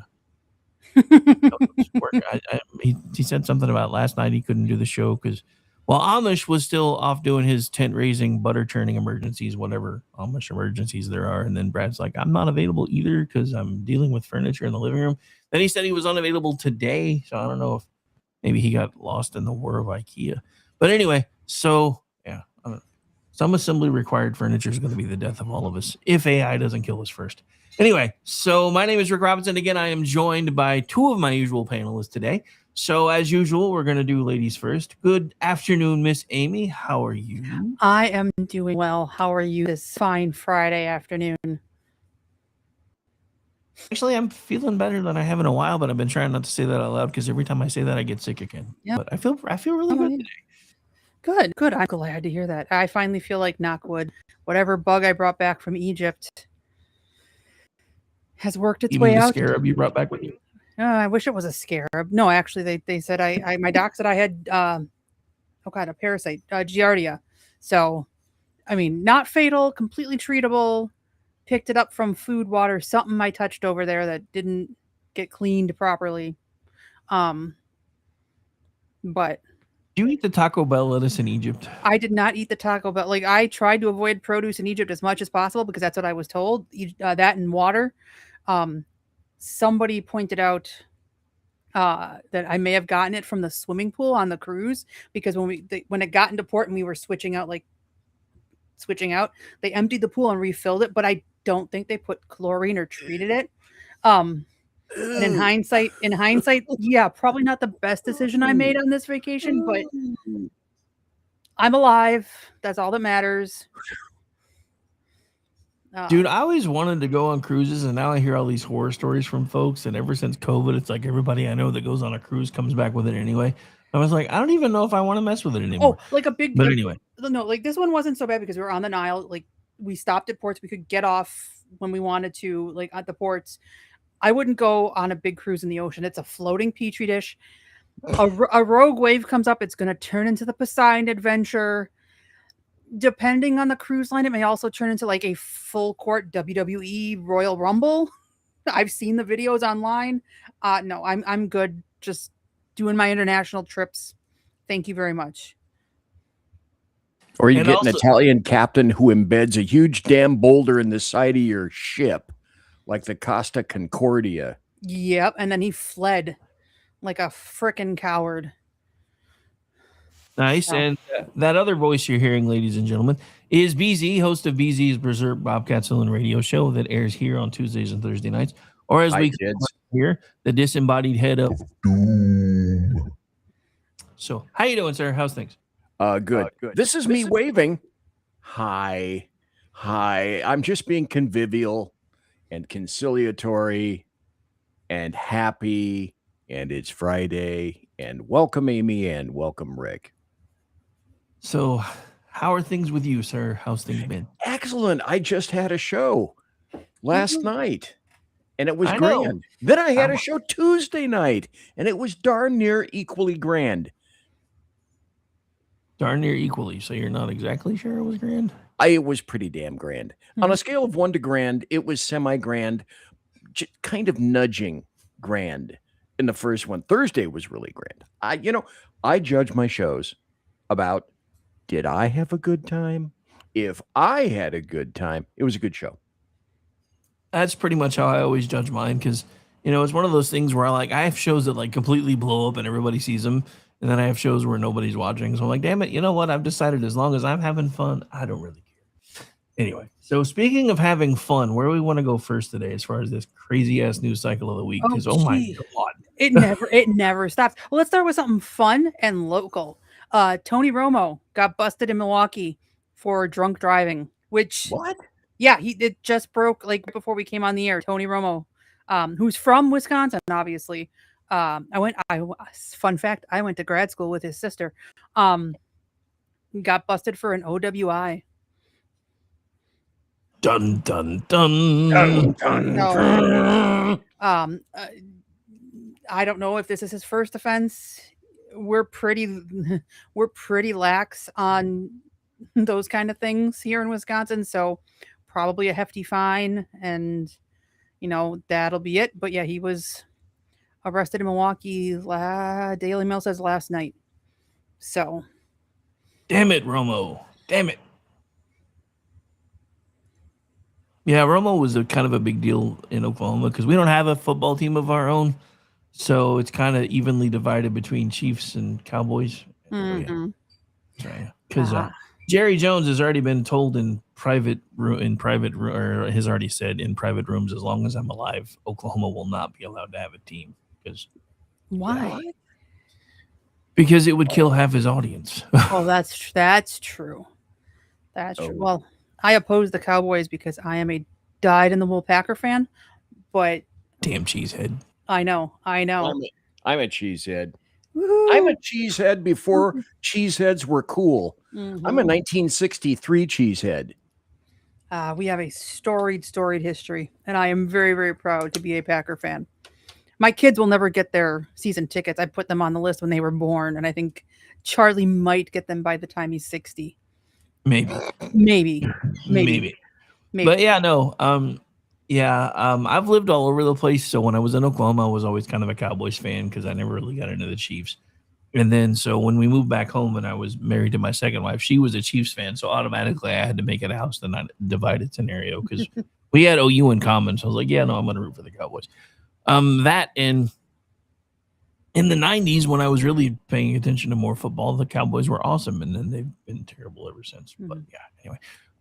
But yeah, so the funny thing is when I lived in Seattle was when I actually used to get to go to live football games, which was awesome. Mm-hmm. But it was also, you went to the SeaTac Dome and you went when Seattle played and nobody went to watch Seattle. It was kind of like going to the Mariners baseball games. You never went to see the Mariners. You went to see who they were playing against. And now that I don't live there, Seattle's actually decent. And I'm like, you bastards. Right. Of course. That's how it always is. Fun fact. I have been to one Packer game in my life and I actually had to go to Pittsburgh to do it. I have never been to a Packer game at Lambeau. Never? Never. I had tickets to a game. I got tickets for free to a game in 2005. It was like October 9th, 2005, something like that. And it was right before my wedding. My mother took the tickets and gave them to my father and my brother because it was not safe for you to travel that far before your wedding. Green Bay is 90 minutes from where I live. God, and heinous. It wasn't safe for me to travel, but the father of the bride and one of the groomsmen, we lose them. The wings go ahead, apparently. Like, okay. And that was a terrible season. I think we played the Saints. Don't quote me on that, and I'm not going to look up. I think we played the Saints and the one game we won, and we blew them out of the water. And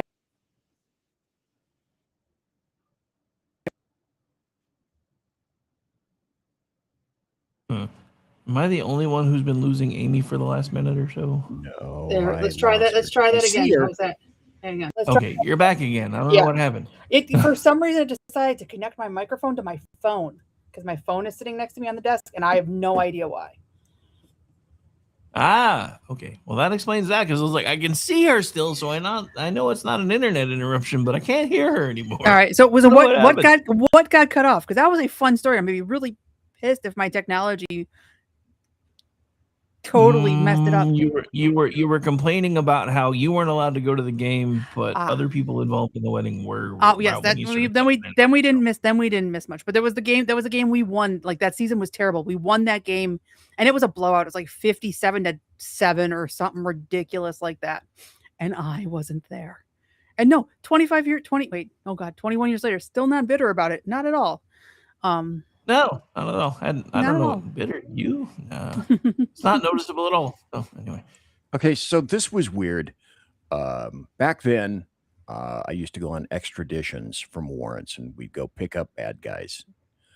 And when myself and my partner would fly, we'd be armed to the teeth, and we'd fly on airlines. Well, we went to some teeny place outside Green Bay to pick up, I don't remember who, some felon that with us, we sat at the back of the plane. And in the process, I said, hey, look, it's Green Bay. It's Lambeau. I'm going to go there. I wonder if I could get a ticket for a game because we had 3 days there. For whatever damn reason, I don't remember. I saw a Packers game in Lambeau while I was on an extradition. It was great. And the 90s, that was 91. The 91 Packers sucked. They were terrible. But I still went to go see a Packers game. It was, as I said before, grand. lovely. It really is. They put on a great game. There were the early 90s. There were some lean years for the Packer fans. Let Ooh, me yeah. tell you, some Ooh, really yeah. really bad years, but we stick through it. So I still like when I was a kid, let's see, when I first started watching them in 62, 63, I chose them because I liked their uniforms. Now I couldn't tell what uniforms they were like because we had a black and white TV. Mhm. But when information was published about the Packers, ooh, yellow, ooh, green, they're my new favorite team. It is a nice color combination. I will say that much. And then, the stories about Ray Nitschke, number 66, Jerry Mhm. Kramer, 64, Fuzzy Thurston, 63. Not like I remember those guys or anything. At By the way, all. Not at all. Jerry Clearly. Kramer, who was born in Sandpoint, a massive leftist city in Idaho, is still alive. Oh wow! How old is he? He's got to be up there. I got him to sign a copy of Instant Replay Mm-hmm. a long time ago with Dick Schaap. Dick Schaap used to be God, why all of this stuff no one cares about except me. I have my autographed copy of Jerry Kramer's book. Nice. It was fun. Jerry Kramer is big. Did I say he was big? He's big. Big. Large. But I didn't meet Dick Butkus. I always wanted to meet Dick Butkus. Never did. Aw. I know. Somebody had a dog So- named Butkus. Sylvester Stallone. And he had 2 turtles named. Come on, kids. Oh, In the first movie, he had 2 turtles named. And by the way, they're still alive.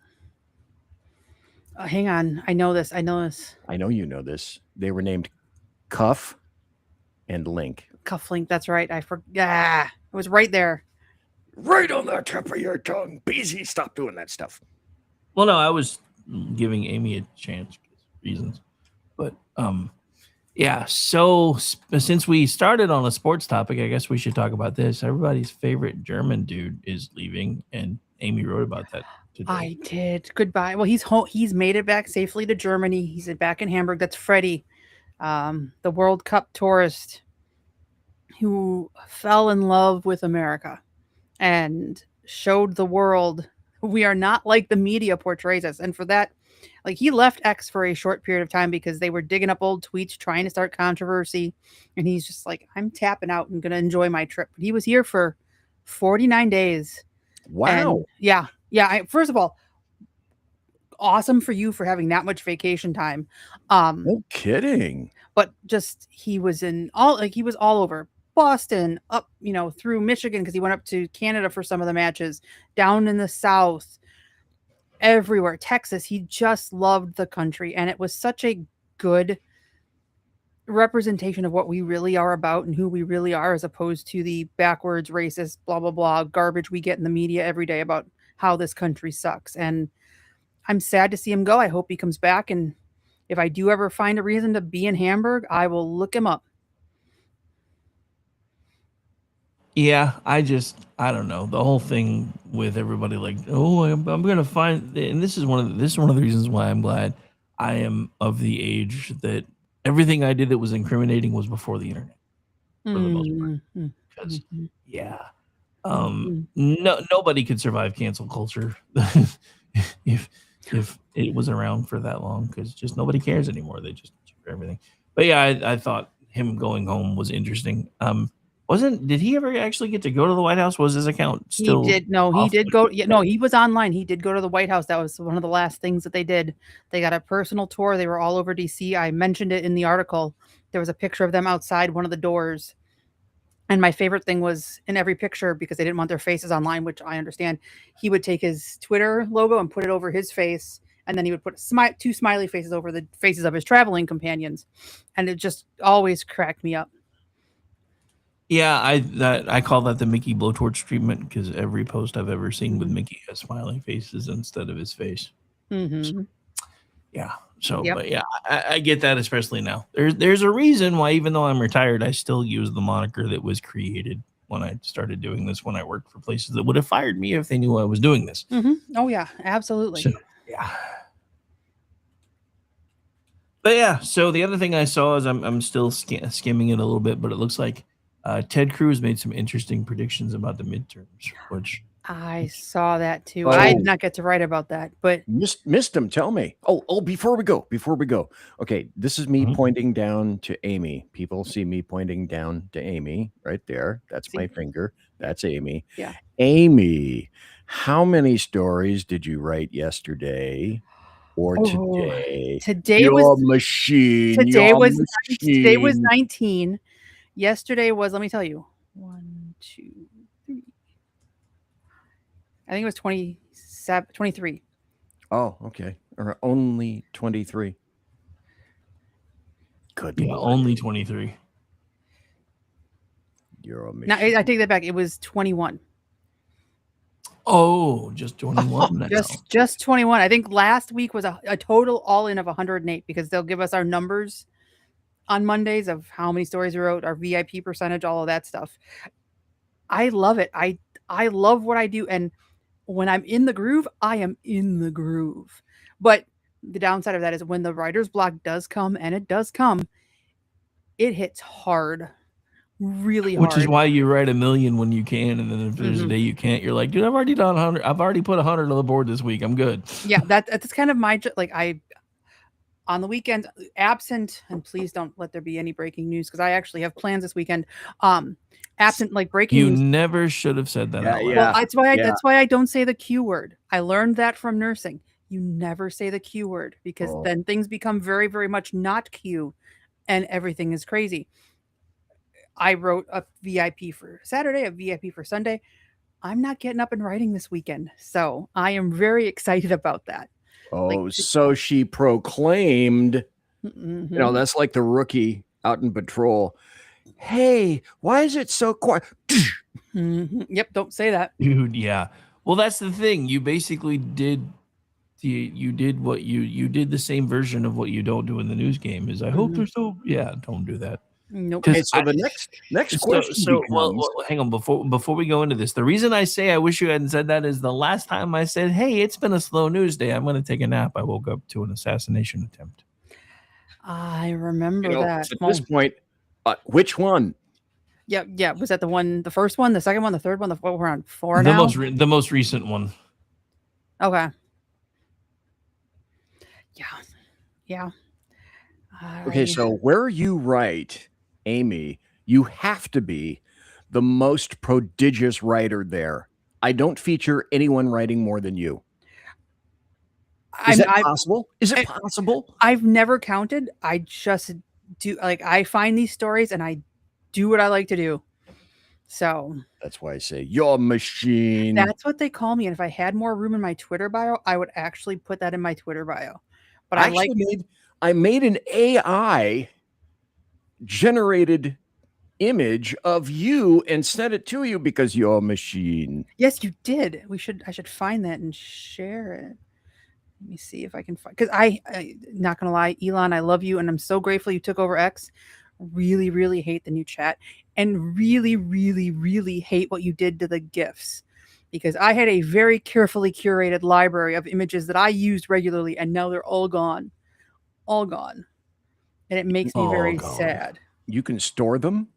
There was a time when if you opened up the GIFs on or GIFs or however I say GIFs, it would be the most frequently used and it would be the ones you most frequently used. So Oh. the like it was just always there and now you have to search for them and it's my And favorite. they keep removing them too. Like there was one I was specifically looking for today that's not even there anymore. Yep, I noticed that too. I was It won't let me upload an image in there. I was annoyed.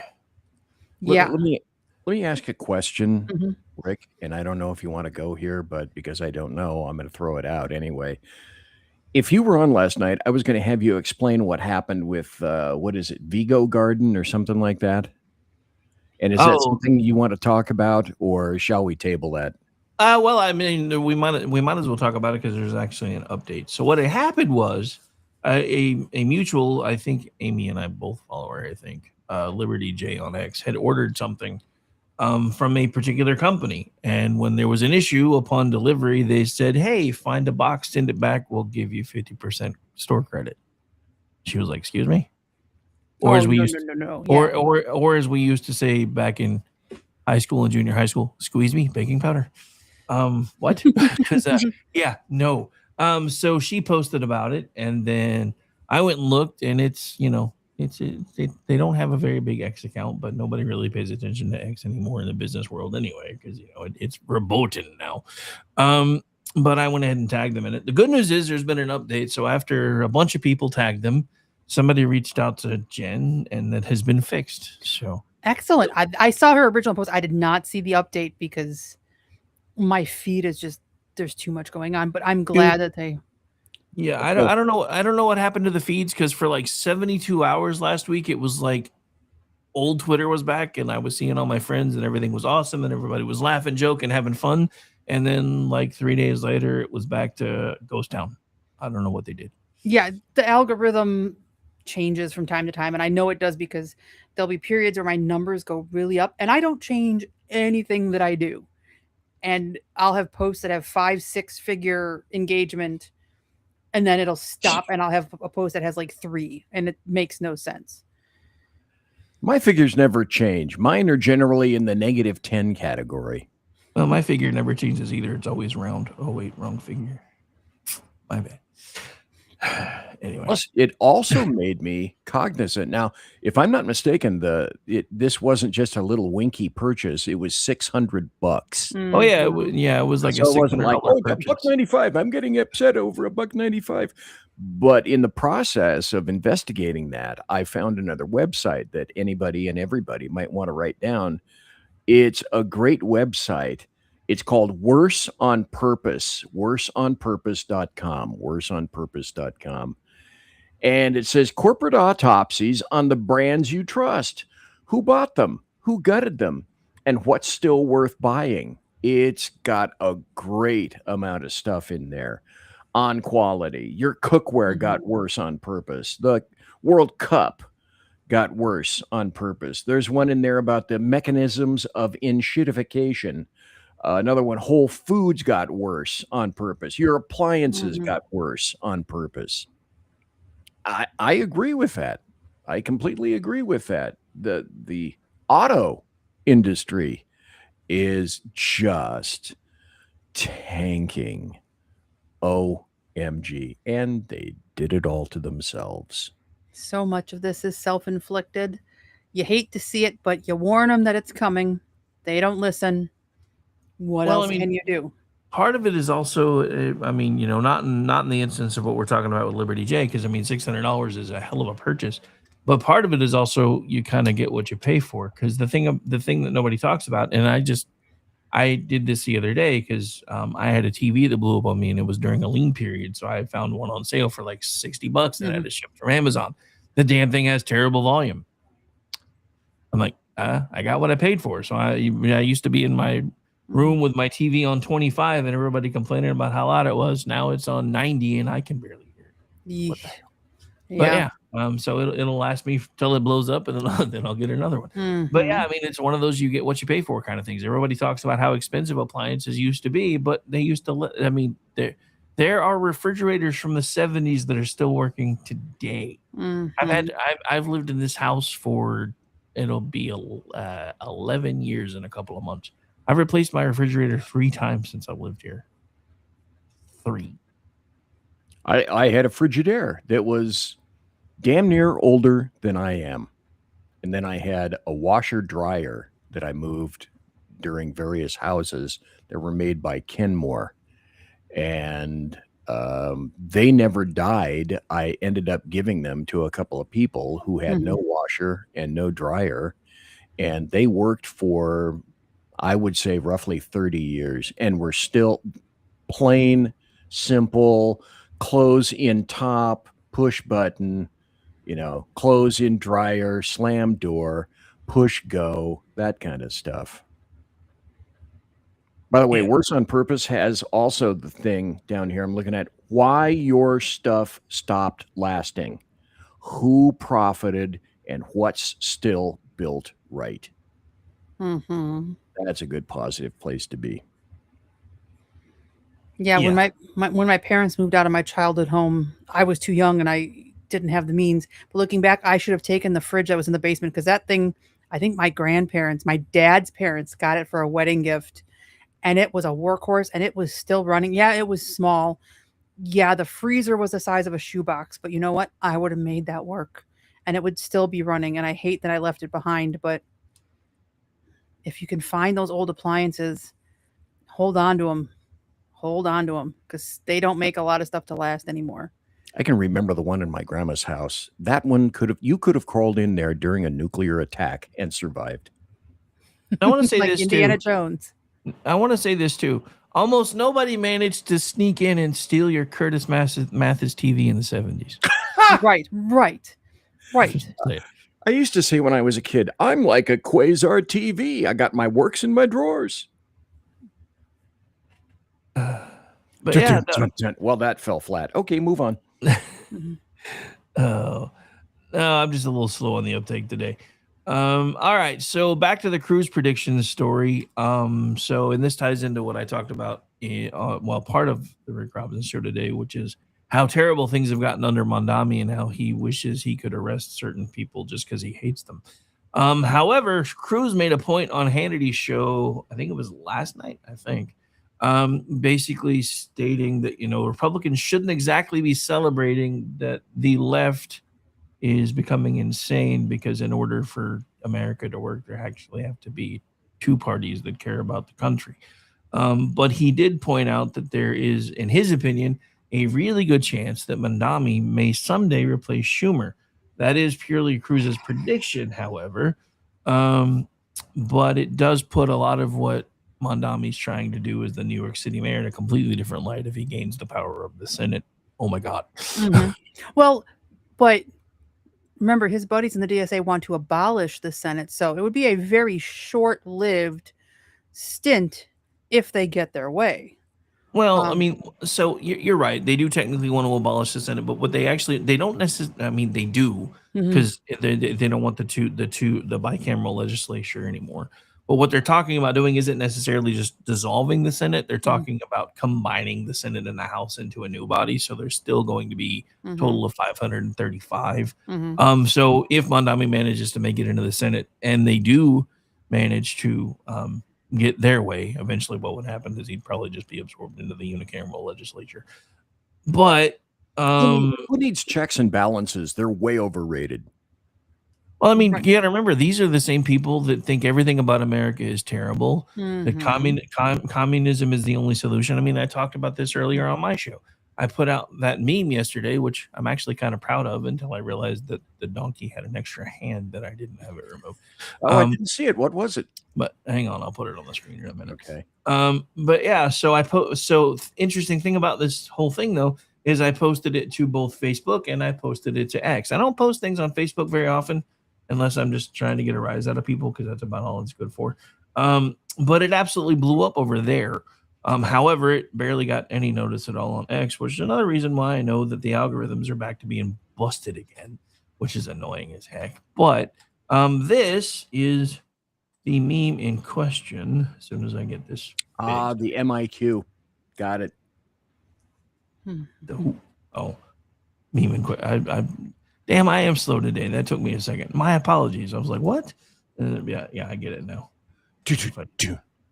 Helps if I share the right screen though.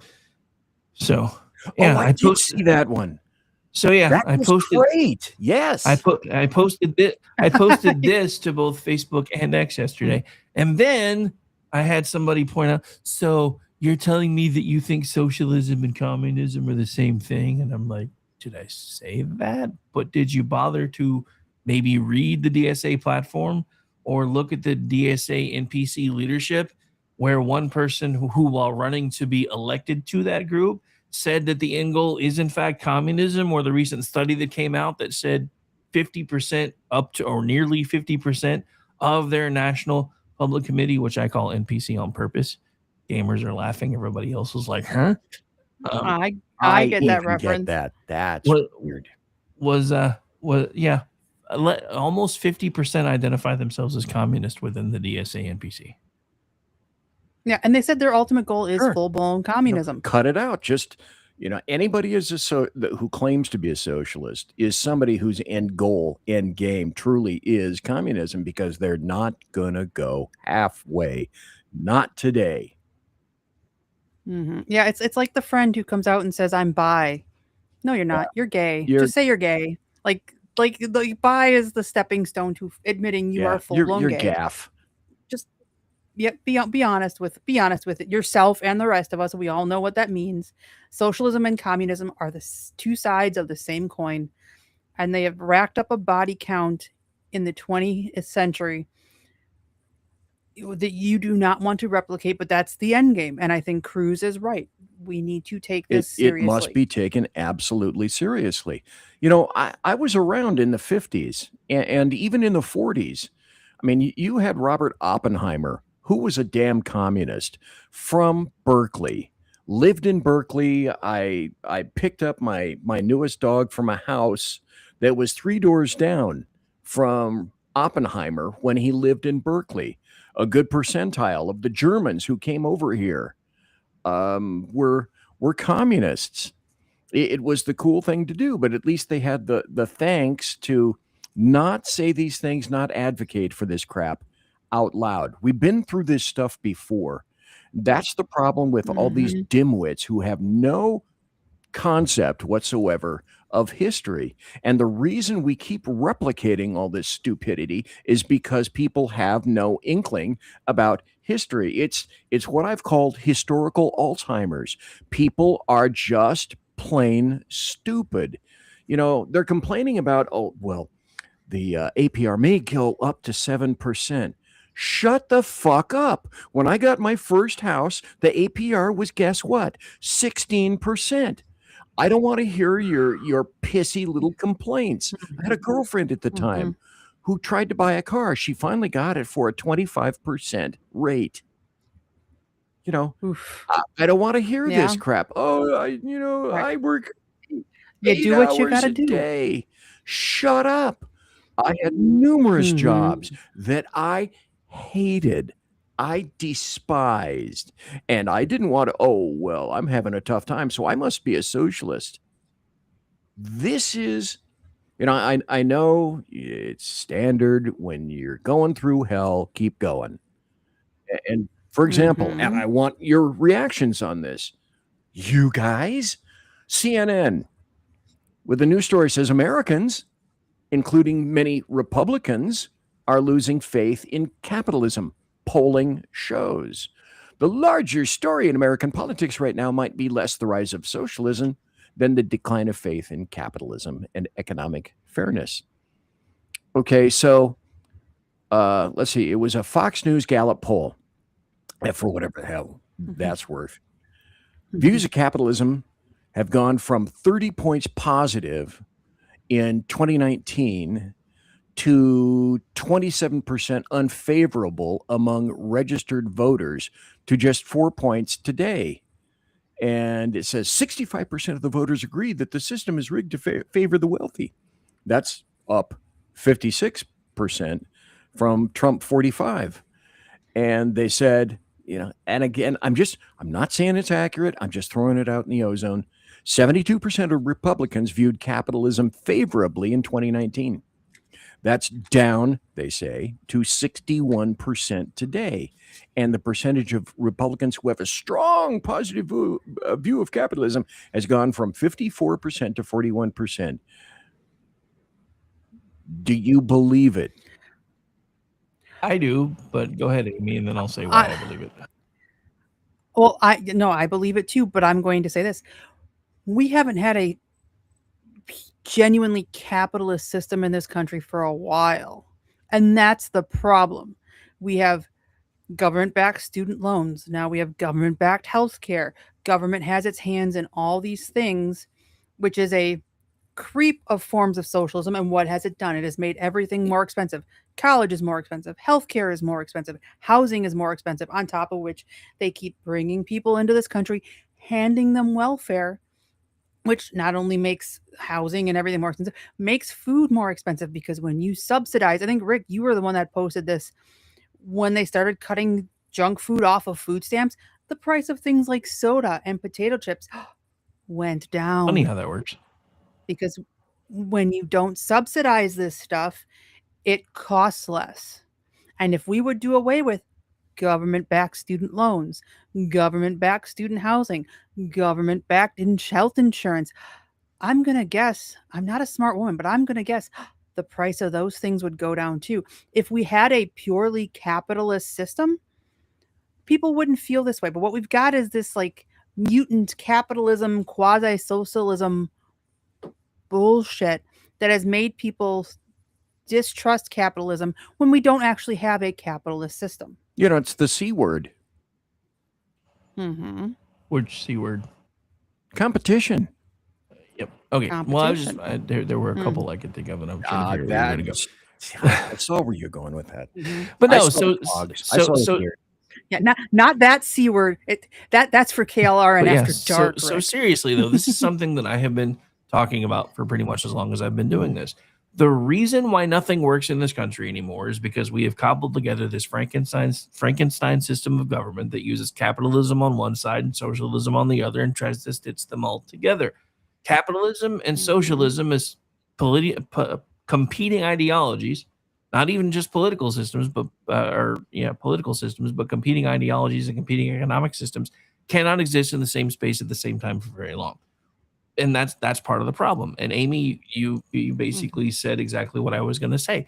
We don't have capitalism in this country anymore. We have a Frankenstein system that tries to take parts of one and parts of the other. And what's happened is not even that we have socialism meets capitalism. We now have socialism meets capitalism meets cronyism.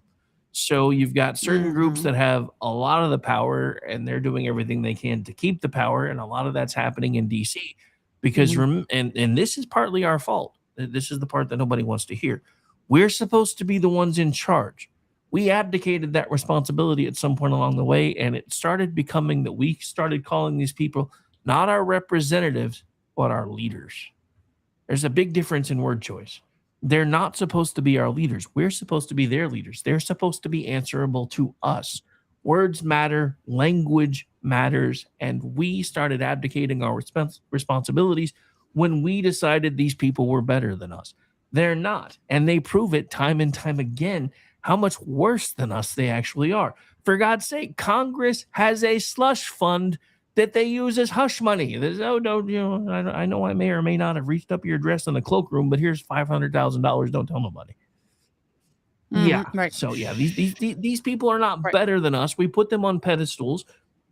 Most of them are in fact worse than us. Half of the same people that have been screaming about the Epstein list for the last 18 months are now having their own sexual scandals drug out into the light of day. And this is something that I learned the hard way, because I will admit, even though I was from a law enforcement background, I was really naive about a lot of things in my 20s. So when I started working in the gay community, and the main reason we had our own folks there was because they didn't trust the cops, and because, even in what was the late 90s, early 2000s, there was still a bit of gay bashing going on in Oklahoma. It's not really as big of a thing anymore. But I noticed something after my first couple of years being there constantly. Most of the people screaming and yelling the gay slurs the loudest came out of the closet shortly thereafter if they kept coming around. It's called projection. Exactly. And that's the Democrats' only weapon. That's the socialist, the communist only weapon. But the thing about it is, part of the reason why this is taking hold is because we've allowed the system to be broken. You're right. And this is a flaw of American thinking. It has been for a long time. How many people do you know that have owned businesses over the years that have always said, if I can just land this one government contract, we will be set? Because they knew if they could get their claws into the government checkbook, they could basically write a blank check and pretty much get whatever they wanted. That has been the mindset of the American people now for forever.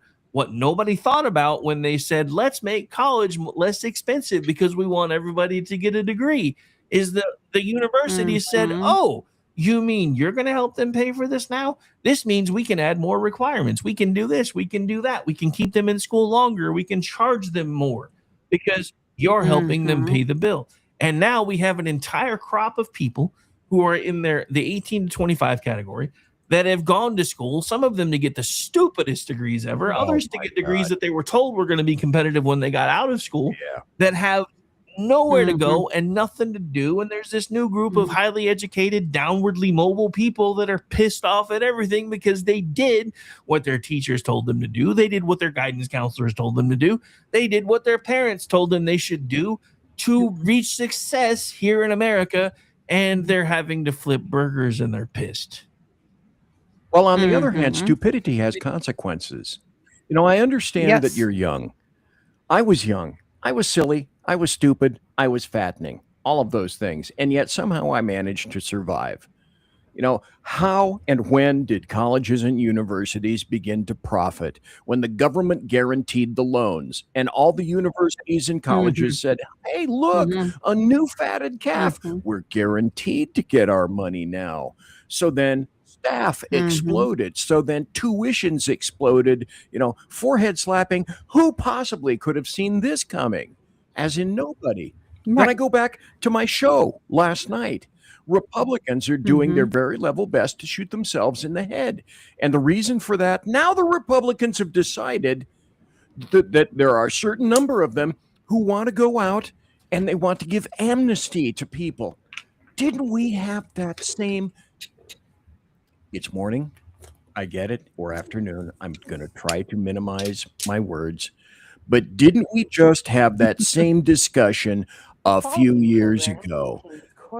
Didn't we in 2020, looking at 40, the first year of 47 was all about slamming that door shut. And yet I read from a Politico article last night, no amnesty. Migrant farm bill opens up a major rift within the GOP. Prominent immigration hawks are furious over a proposal, rightly so, that would open a path to temporary legal status for undocumented migrants, illegal invaders who work in the agriculture industry. Like I said last night, okay, what's happening to BZ, calm down, get off your platform. Damn it, Jim. What's happening in the agricultural community? Because I have still people in Califailure who manage farms. They're going robotic.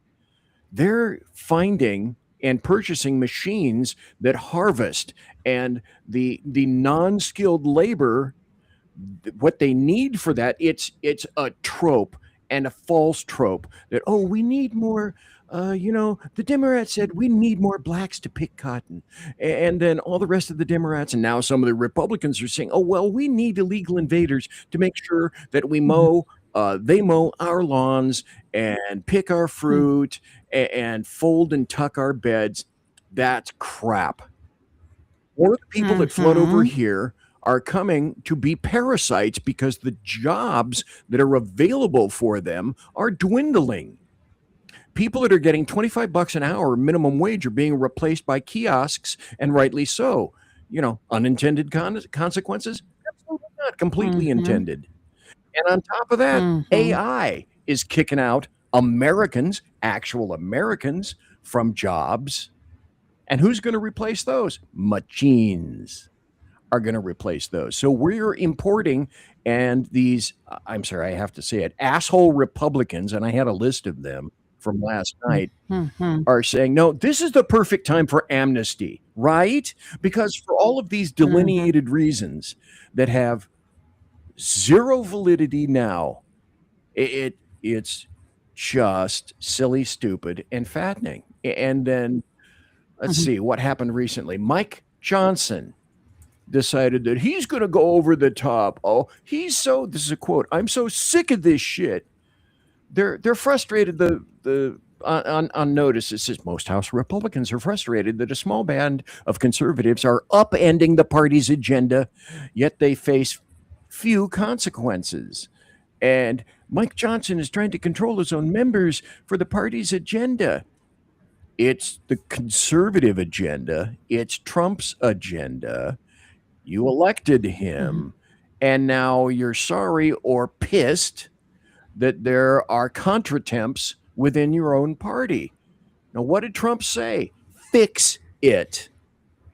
It's not being fixed. Exactly. And then you bitch about it when you shouldn't have seen this forthcoming. Who went over the top like Thune and Tom Tillis to make sure that the SAVE Act was enabled? Absolutely nobody. Mike Lee said, essentially, I don't understand this. Kudlow went off last night for 4 minutes, which Kudlow almost never does on a Republican who did nothing but deflect. November's coming, Right. like Game of Thrones. Winter is coming. Do you see that? They do. And a lot of them don't care either, because this is my point.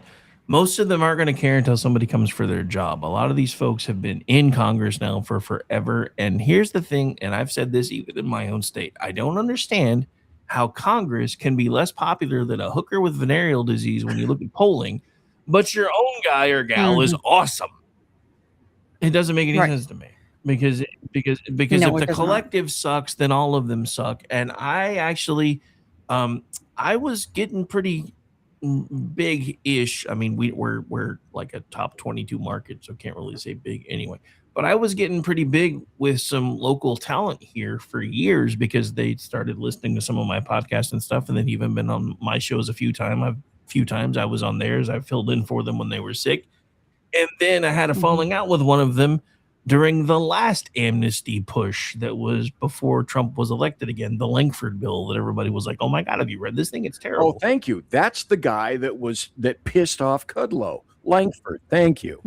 But yeah, Langford was one of the co-sponsors of this immigration bill that basically would have done nothing. I mean, it had really strict language in there about, after so many daily encounters, this emergency could be enacted. But the thing is, if you read the stuff about the emergency, here's what actually happened. Absolutely nothing. It forces them to go to legal entry points. They're already supposed to be forced to go to legal entry points. So the whole idea of if there were enough people coming through, they were going to slam the border closed was bullshit. It was a lie. And it had pathways to get these people, once they were in here, on a citizenship track. I will be the first one to admit that becoming a citizen here probably needs to be a little bit less complicated for the ones that actually want to be here. And absolutely, it should have been spiffed up decades ago. And there is technology now that would allow us to be able to do that.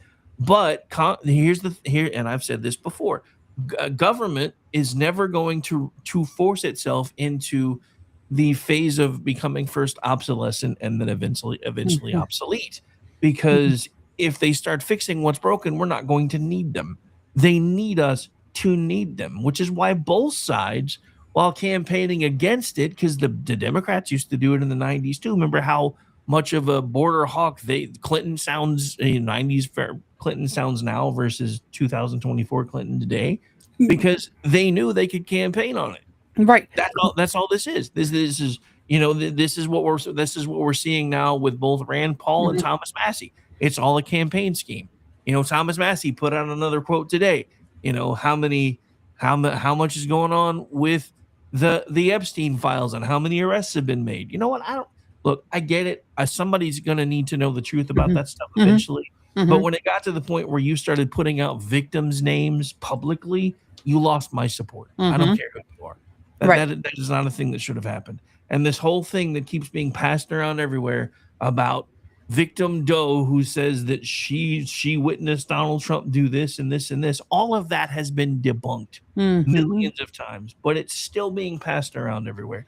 We need to know the truth. I will admit that. But the way they're trying to do it is terrible because they are willing to destroy lives to try to take out a specific individual. And everybody's doing it now. It doesn't even matter what the letter is behind their name. But this goes back to the whole problem with our government. They don't care about us anymore. They only care about finding ways to hold on to their power, shore up their power, and then eventually increase their power while also Mhm. increasing their bottom line. Mhm. Hundreds of Democrats voted against the thing that just passed the House because they passed a bill that says, hey, Congress critters shouldn't be allowed to trade stocks and neither should their families while they're sitting here. But the Democrats, because somebody placed a rider in it, were able to say, well, I didn't vote against it because of that. I voted against it because it had some of the Save America crap in it. Isn't that convenient how that works out? How convenient.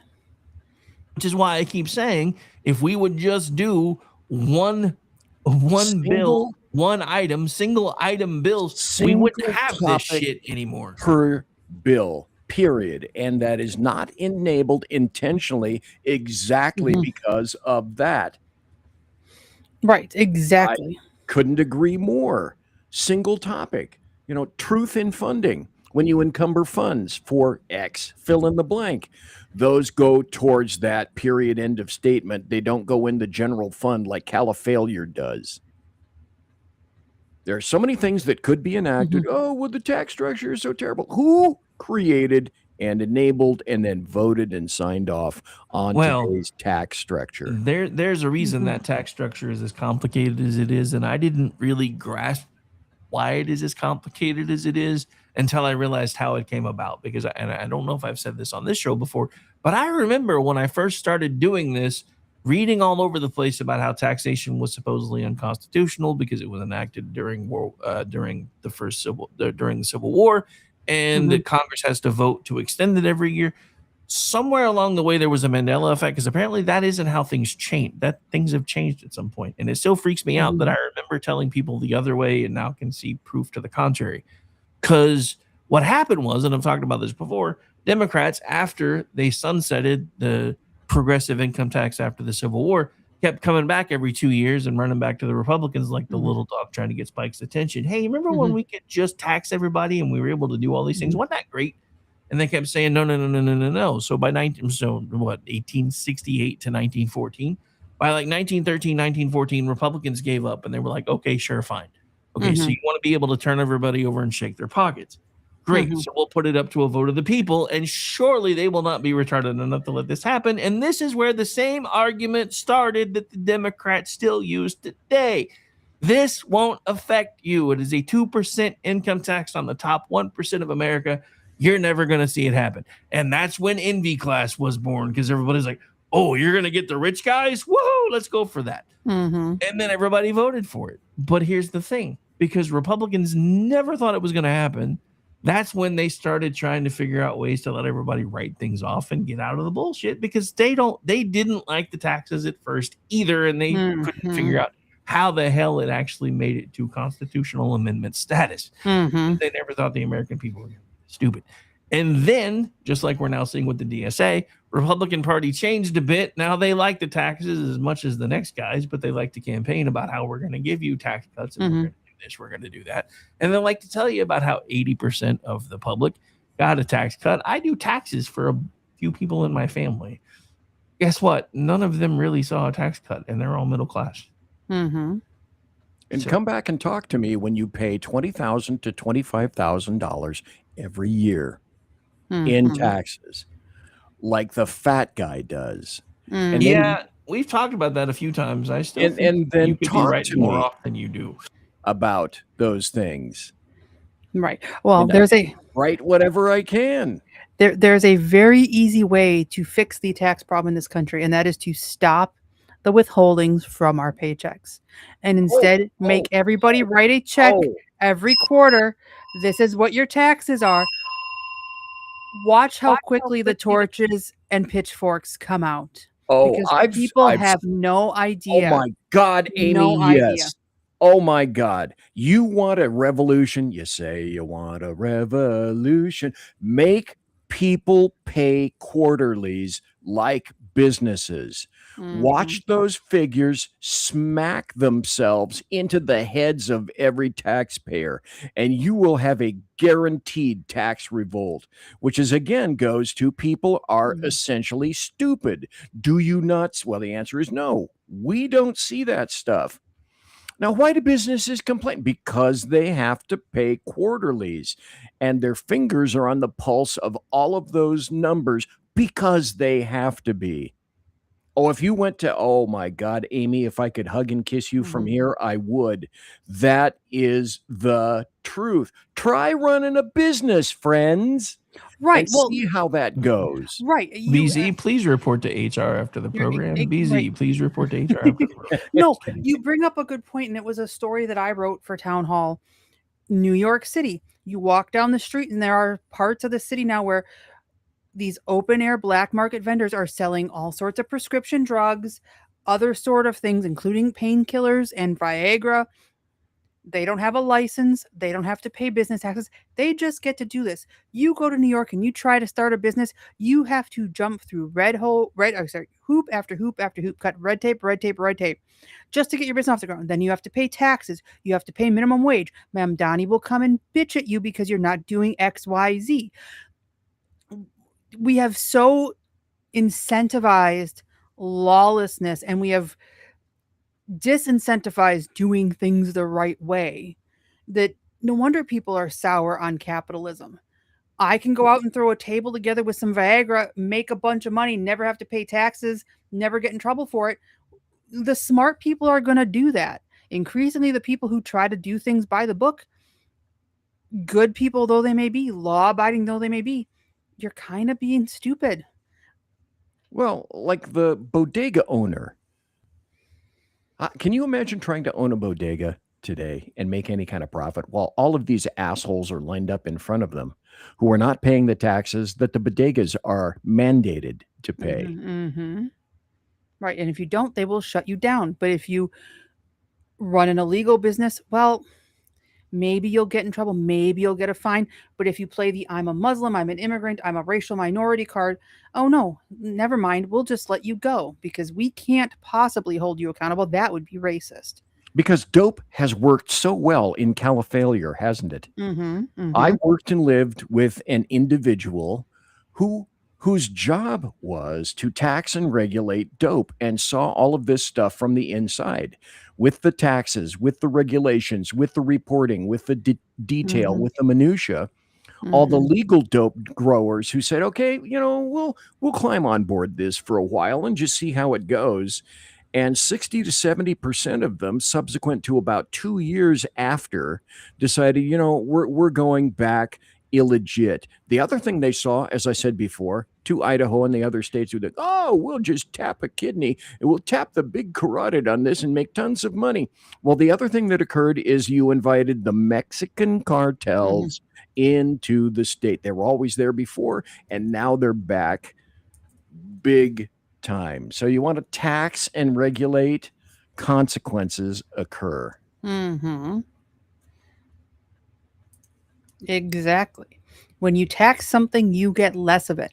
Why do you think they were so eager to put taxes on junk food, taxes on other things that they like, taxes on Gas, taxes on ammo, because when you tax it, you get less of it, and they know that. Taxes on income means you have less income. Well, there's societal manipulations. The thing about it is they know this though, because how long, after, the 80s and the 90s did they start pushing for increasing taxes on cigarettes? So they know that increased taxation lowers demand for things, and yet they want to keep pretending that's not the case when you talk about things like income tax. Look, I am like BZ, a little L libertarian. I will flat out, because big L libertarians are knucking futs. However, I will flat out tell you that taxation is theft. I have always thought so. But since I know that there has to be a happy median, here's what I say to all the leftists and everybody else, because there's even folks on our side that say, well, they're not paying their fair share. The easiest way to make sure everybody pays their fair share? Get rid of all the federal tax bullshit. Set up a set federal sales tax. Don't give exemptions. And then whenever you purchase something, you're paying taxes on it. Guess who pays more in taxes for their purchases? Rich people, because they can buy more. No. Right.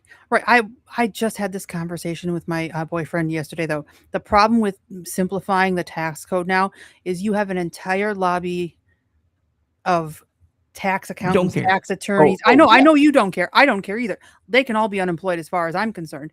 But to simplify the tax code means putting them all out of jobs, and they are going to moo and scream and kick all the way. You know what I will say to those mother truckers, because I'm going to be try to be a little nice too.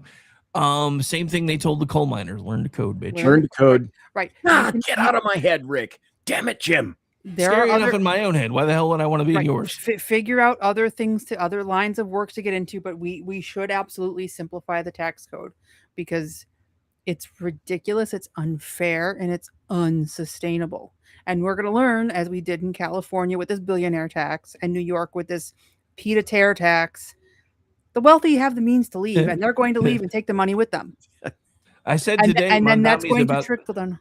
I said today, Mondami's about to California, New York City, because there's going to be a lot of U-Hauls pulling in when they go check their mailbox. Yep. The for sale signs are going to pop up like chicken pox. Newsom is screaming, "Don't pass this in November. Don't pass it. I actually am starting to see what I think is coming down the line." They're going to pass it. Yep. Well, but he was the guy who just said a couple weeks ago he was going to do a billionaire tax like that at the national level if he becomes president of the United States. The guy doesn't stand a chance to become president of the United States, by the way, but he's never met a tax he doesn't like. So he watched choke on it, Gavin. Choke on it. He watched what happened in New York City. He watched what happened in Oregon. And most recently, he watched what happened in Washington. And now he's finally of the opinion, maybe I need to change just a little bit. Only saying that so he can win the candidacy, and then he'll go right back to taxing the rich. And this is the guy, I wrote about this today. Today, he announced that they are spending about $110 million to create 278 new permanent supportive homes for the homeless in California. For those of you that don't want to do the math, that's roughly $395,000 per home.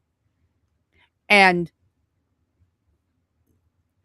where is all the other money? Because I'm sorry, it does not take $395,000 to build a small home for a homeless person. And it's going to be just like the train, where billions of dollars have been pissed away, and like they've been building that thing since before my son was born. My son is now an adult who lives on his own, and that train still isn't running. They did something like this. Let me pull it up because I want to make sure I get this right. There was another one a couple years ago. He announced that they were going to spend $750 million taxpayer dollars on 1,200 tiny homes. That was 3 years ago. How many of those homes do you think have been built? I'm going to say one. Not a one. Wait, not even one? Nice. Not even one. Not even one. Nice. And just running the math real quick, that for a tiny home is $625,000 per home. Or the public toilet that was created in San Francisco on the Strip, just down from the Transamerica building, so that the homeless could use it. Well, number one, it got broke in about 2 weeks. And number two, it cost $1 million to put a restroom down the street from the financial center in San Francisco. This Right. poll also came through. This has worried some people. New Hampshire poll came through. Hey, guess who came out on top at 22% AOC? Butt gig at 21%. I don't get that at all. Mark Kelly, a moron, 9%. Newsom, less than Mark Kelly at 8%. Bernie Sanders at 6%. And Kamala Cami Cackler at 5%. So they're desperate. I mean, Booty Juice is polling that high because he's got the gay vote locked. That's what's happening. He's got the gay vote locked, but he doesn't get a single black vote. Like, he polls at 0% with the black voters. You know why? Because he's gay, and because because he's the gay and black because people hate gay people. the anti you want to talk about, like, I don't believe homophobia exists, but the closest thing we have to it is what happens in the black community, and that's fine. They tend to be Christian. They tend to have a very traditional view of what male and female should do, and they don't do the gay thing at all in the black community. But hey, let's run the gay guy. That's like he's not, well, he says he's not gay. I don't buy it. But Tallarico in Texas, the black voters, the Jasmine Crockett supporters, are turning on him to the point where he came out the other day and said prisons are violence. Oh, by the way, I also support reparations for slavery. The guy could not pander any harder. You could have just stopped when he came out the other day, so to speak. Right. Brandon Johnson, reparations. Alameda County, $91 million deficit, reparations. Good luck. Good luck with that. Good luck with that. Good luck with that. So I found this interesting, and then we'll probably start getting into favorite stories because we're already at top of the hour. Yeah, that's fine. I've got so many things to talk about. I saw this again from Town Hall. You'll never guess who's just been outed as a campaign contributor for Abdul El Sayed. Refresh my memory as to who he is. He's the Michigan Senate candidate, he's the Michigan Muslim Senate dude that's basically Antifa wearing a suit. Was this one that I wrote, or was this something? This is something else. I wrote about him. I wrote about Act Blue with some shady shit. No, this is from Vespa. Vespa. I love Vespa. But yeah, so everybody remember Miss Rachel, the YouTube chick? Yeah. Yes. She donated $3,000 to his campaign. So all you parents that like to let your kids watch Miss Rachel, I hope you realize your kids are probably being indoctrinated to be the next Antifa. She is one of the most vile people in children's entertainment, and I'm glad my children are way beyond her like target demographic, because she would be on the no, you don't get to watch her list, because she is anti-Semitic. She appeared with Zohran Mamdani. Now she's giving money to this creep in Michigan, who, by the way, is also losing black voters by like 46 points or something like that to Haley Stevens. No, she is disgusting and dangerous and should be pulled off whatever streaming platform she's on, because absolutely intolerable. Wow, I didn't know that. All right. Now, what's worse is realize this woman makes her money from YouTube, and now she's giving it to a fucking terrorist. Right. A terrorist sympathizer who will bring Sharia law to Michigan. Absolutely not. Absolutely not. So I saw something the other day that I thought was funny. So, and I don't know where it was because I only saw the video clip, but it was in one of the areas where, they do the Muslim call to prayer now starting at like 5 a.m. and I'm sure it was somewhere in Britain.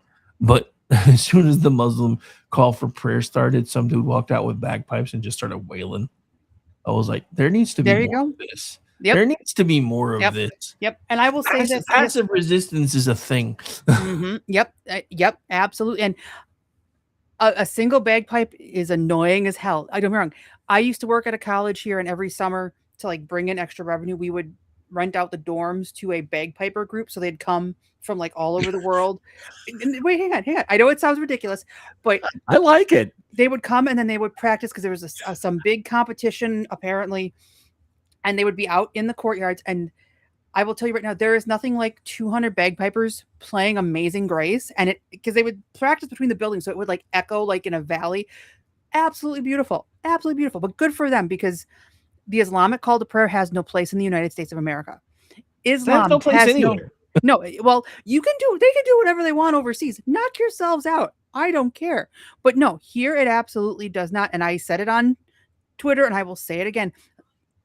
George W. Bush made a lot of mistakes during his presidency. Oh But my God. the biggest mistake that man made was not rounding up all the Muslims and deporting them on September 12th, 2001.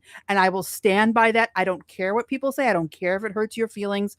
They should have gone that day, because I'm telling you right now, if that had been a group of Catholic nuns that had driven planes into the trade center, the Catholics would have been sent to Rome the next day. There wouldn't have been this, oh, they're peaceful and Islam means peace and we can't be Islam. No, they would have been gone, and they should be gone.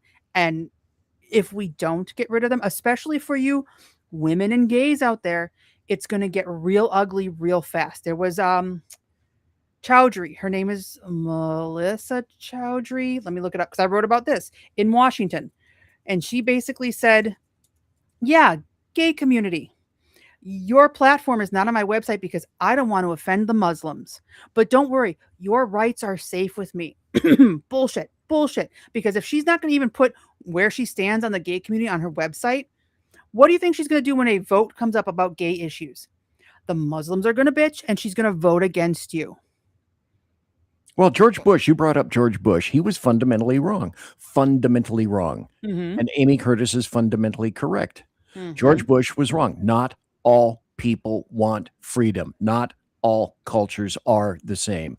There are cultures that are better than others, period. I have spoken. Not all people want freedom. Tell me how many people actually want freedom and can have it enabled in the Middle East, and the answer is zero. Mm-hmm. None. And when you Mhm. predicate an entire campaign or your entire term upon a falsehood, then you get problems.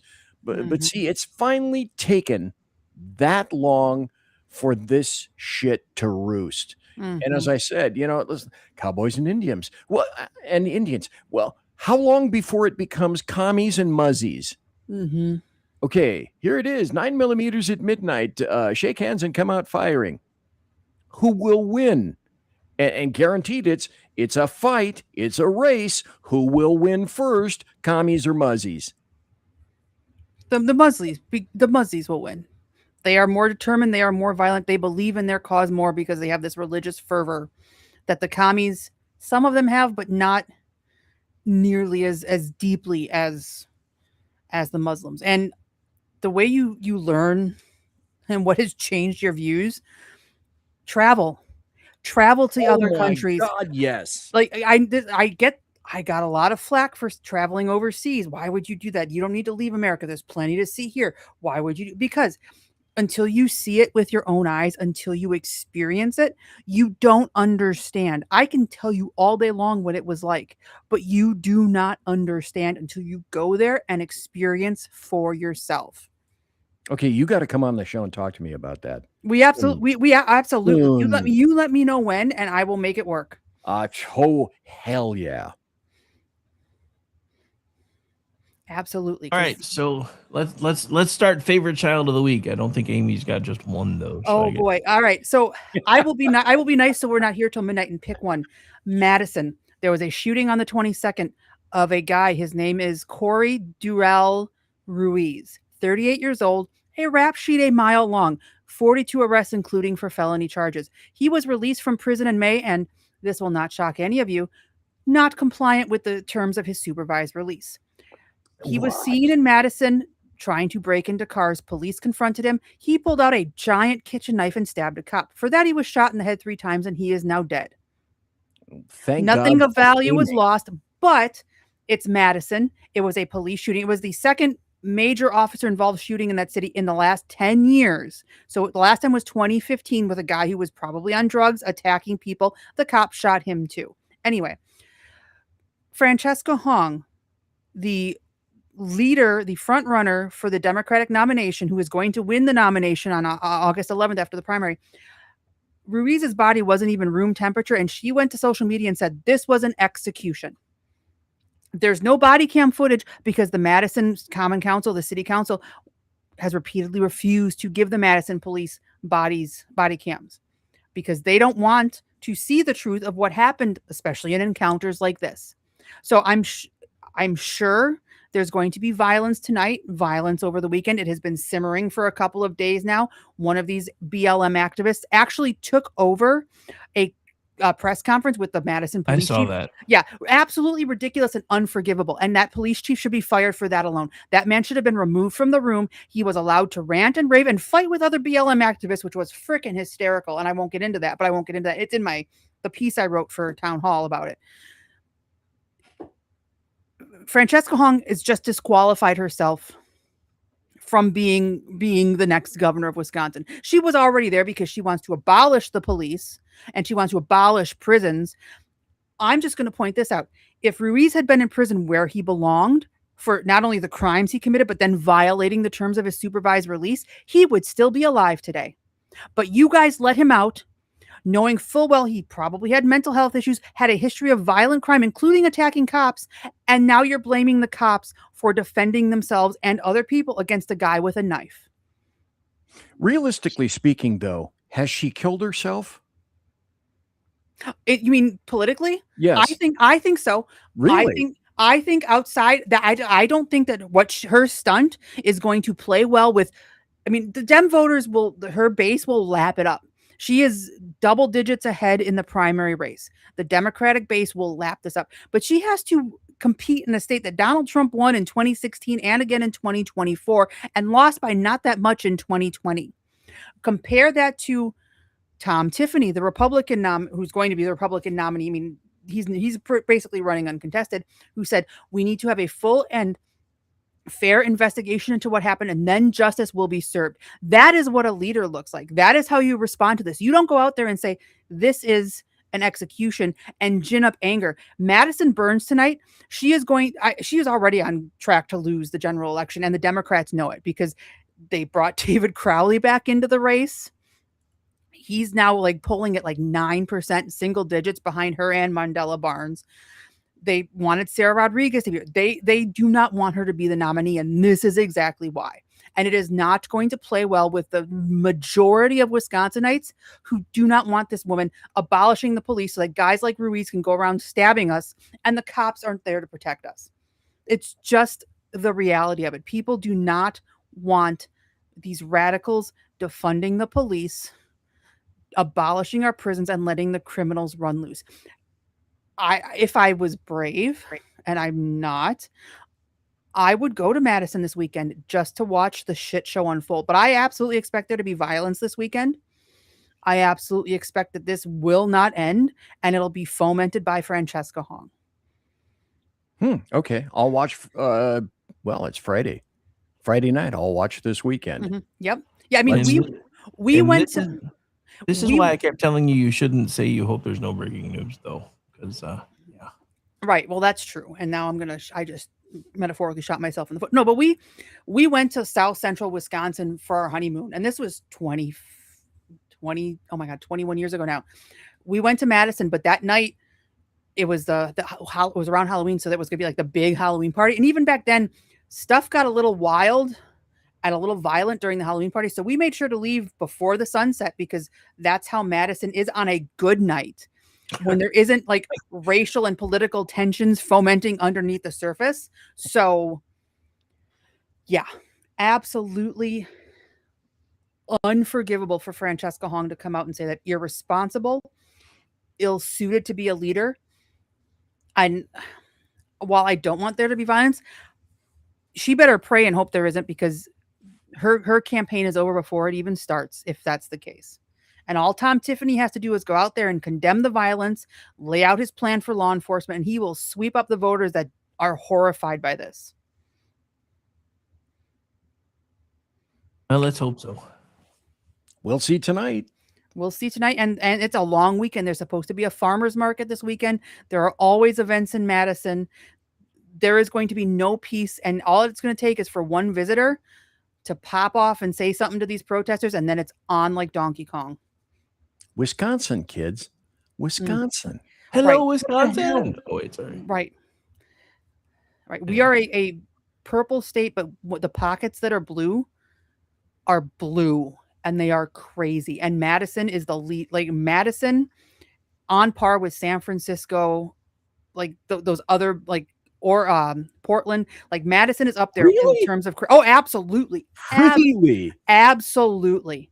But it's so small, and because people don't know where Wisconsin is, people don't know where Milwaukee is. Like when we were in Egypt, and people asked where I came from, I would say Chicago because I'd say Milwaukee, and they'd look at me like I was speaking Klingon.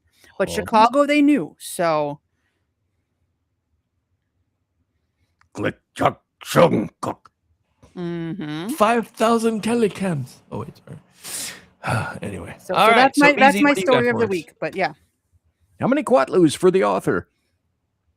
What you got for us, BZ? What's your favorite thing you've talked about this week? Oh my God. This went completely under the radar from everyone. And I said this before, certain personnel open a door and then they shouldn't be shocked because they opened it when other people walk through. Okay, so the wall is broken, a door is open, and precedent was set. We don't have to listen to any judges anymore. We can do like we wish. That door was opened. People should most definitely walk through it.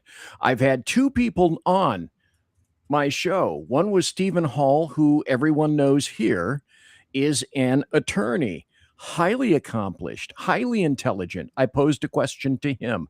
Then 2 weeks ago, I had a true constitutional con law professor, Dr. Michael Jones, on my show, who taught con law. And I posed to both of them, what is it that gives the right to any one, pick one, of the 94 district courts that gives them the ability to make a ruling or issue an opinion that holds throughout the rest of the United States? And none of them could say it. The only thing that they could say was, well, it shouldn't be done, it can't be done, but it's done every day. So it's sort of a thing, if you will. Okay, so the 18th or 17th, Justice Todd Edens, who's a massive leftist Supreme Court justice in Hawaii, said Hawaii is going to defy a high court. It's going to defy SCOTUS. Okay, cool.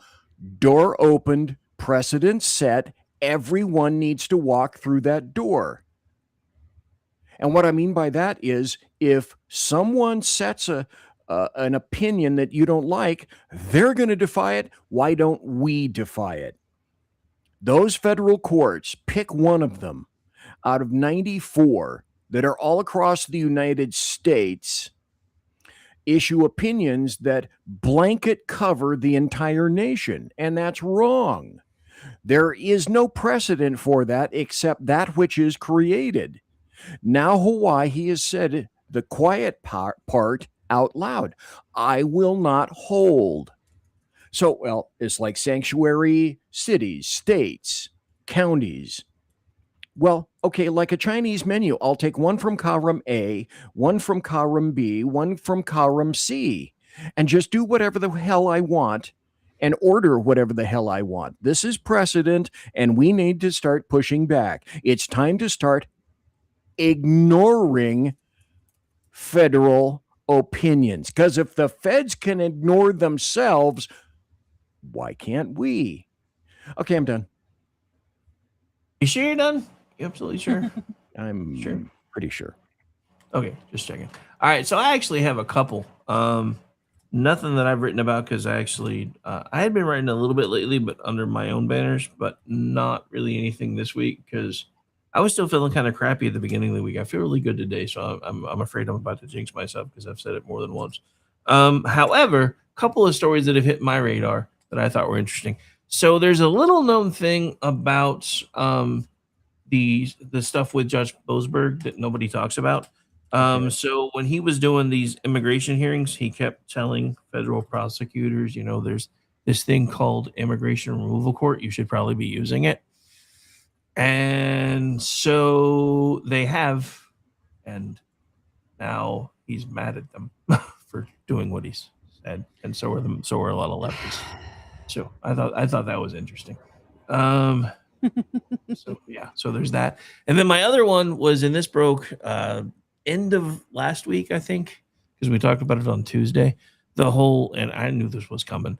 The Tate brothers, or as I call them, the Taint brothers, have been arrested and are now being held in a jail somewhere. I'm not even gonna. I don't know where. I'm not gonna say where, but their attorney has been making some rather absurd claims. According to the attorney, Andrew Taint is saying that he's being held in solitary confinement, being denied food, and his cellmate next door is a cannibal. Be ashamed if somebody let the cannibal in. I'm sorry, I shouldn't laugh at that, but well, yeah. Like just leave the cell door open one night. Oops. Our bad. Sorry. You're looking mighty tasty, Tates. All right. Well, I'm just gonna say this: if you don't want to do the time, don't do the crime. Right. So mean, here's the that's thing. Sorry, I don't mean to step on you. No, Then no, I'll let you go ahead. finish. But I was gonna say the thing that bothers me about this, it's not that he's a douche, because he is. It's not that he's basically been portraying himself as some sort of man's man for years now and being absolutely retarded in the aspects of it. It's some of the behind the scenes stuff that I figured out. Like some of the money shots are with the prop money that you can buy on Amazon that I've seen all over his postings. Some of the big mansion shots, he used Airbnb to rent a place, then took a bunch of shots standing out in front of it. And that's rather common with these social media influencers. But the thing that pisses me off about all of this is it's not even just how badly he treats women and everything else, because nobody, because once they made it big and they changed their name from hustlers to whatever the hell they call it now, before they did all that, they got their money by putting up cam sites. So for one. But then when all the warrants and stuff got served, they found kitty porn, allegedly. This is my shocked face. So I have issues with that. So yeah, it would be a shame if somebody just, in the middle of the night let the cannibal in for a second. I'm just kidding. His name is Bob. I'm just kidding. But yeah. Bob Dahmer. Right. Nice. Jeff was his cousin. Anyway, so sorry, Amy. I didn't mean to No, step it's on fine. you. I was just going to point out that the Tate brothers are absolute troglodytes, and putting them in prison for a long, long time is a win for women and a win for humanity. And nothing of value will be lost. So speaking of them one more time, then I'll move on to my other one. Did you guys see the still shot of what he was wearing when they arrested him? Yes, it looks like his clothes got shrunk in the dryer. Absolutely. I was going to say, was it some black chick, silk pajamas? Close. Well, so I know some folks had some fun with AI with it, because in one of the shots I saw, he was wearing a button-down white shirt and somebody made it purple or something. But he was wearing what looked like capris, either that or women's jeans. I don't know which one. Culottes? Yeah, kind of. But too tight to be culottes. And then some weird ass shoes. And then somebody put out an image of him standing next to Blanche from Golden Girls and asked who wore it better. I about died. Blanche.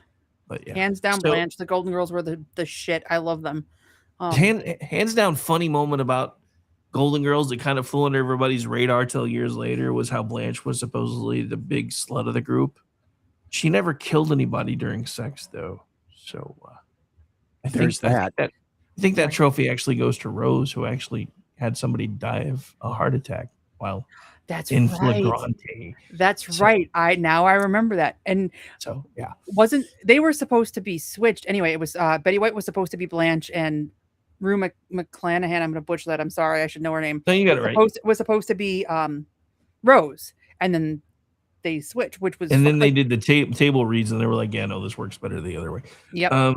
But yeah, it's funny how often that happens, because Tasha Yar was actually supposed to be the counselor on Star Trek: The Next Generation, and didn't know that.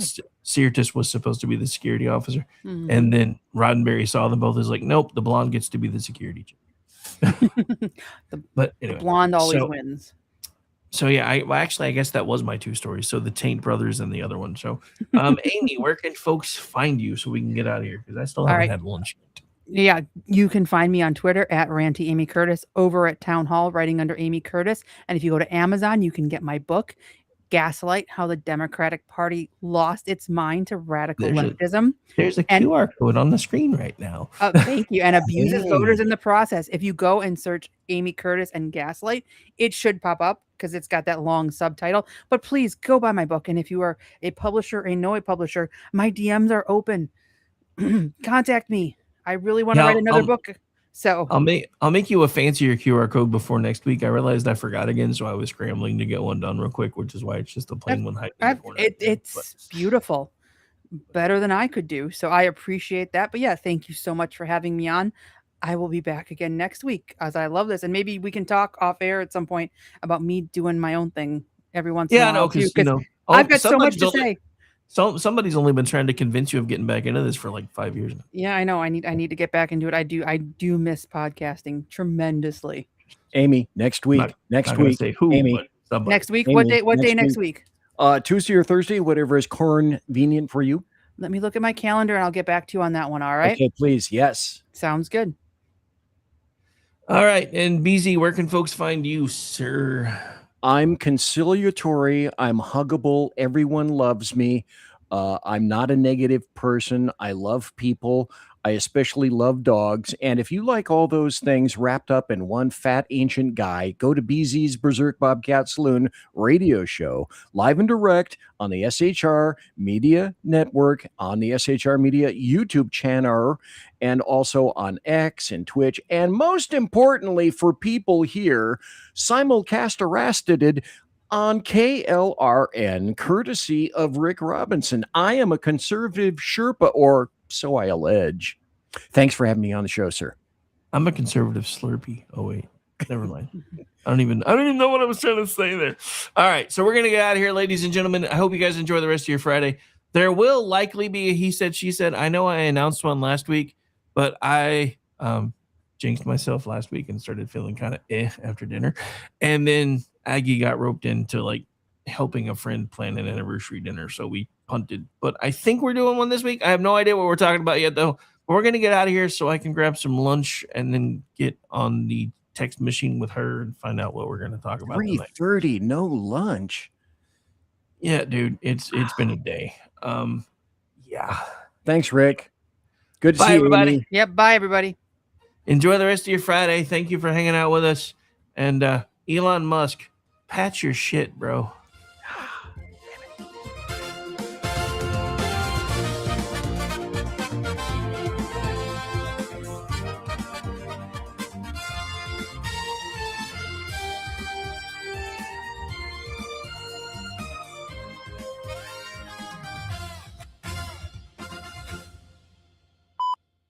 Say goodnight, Gracie.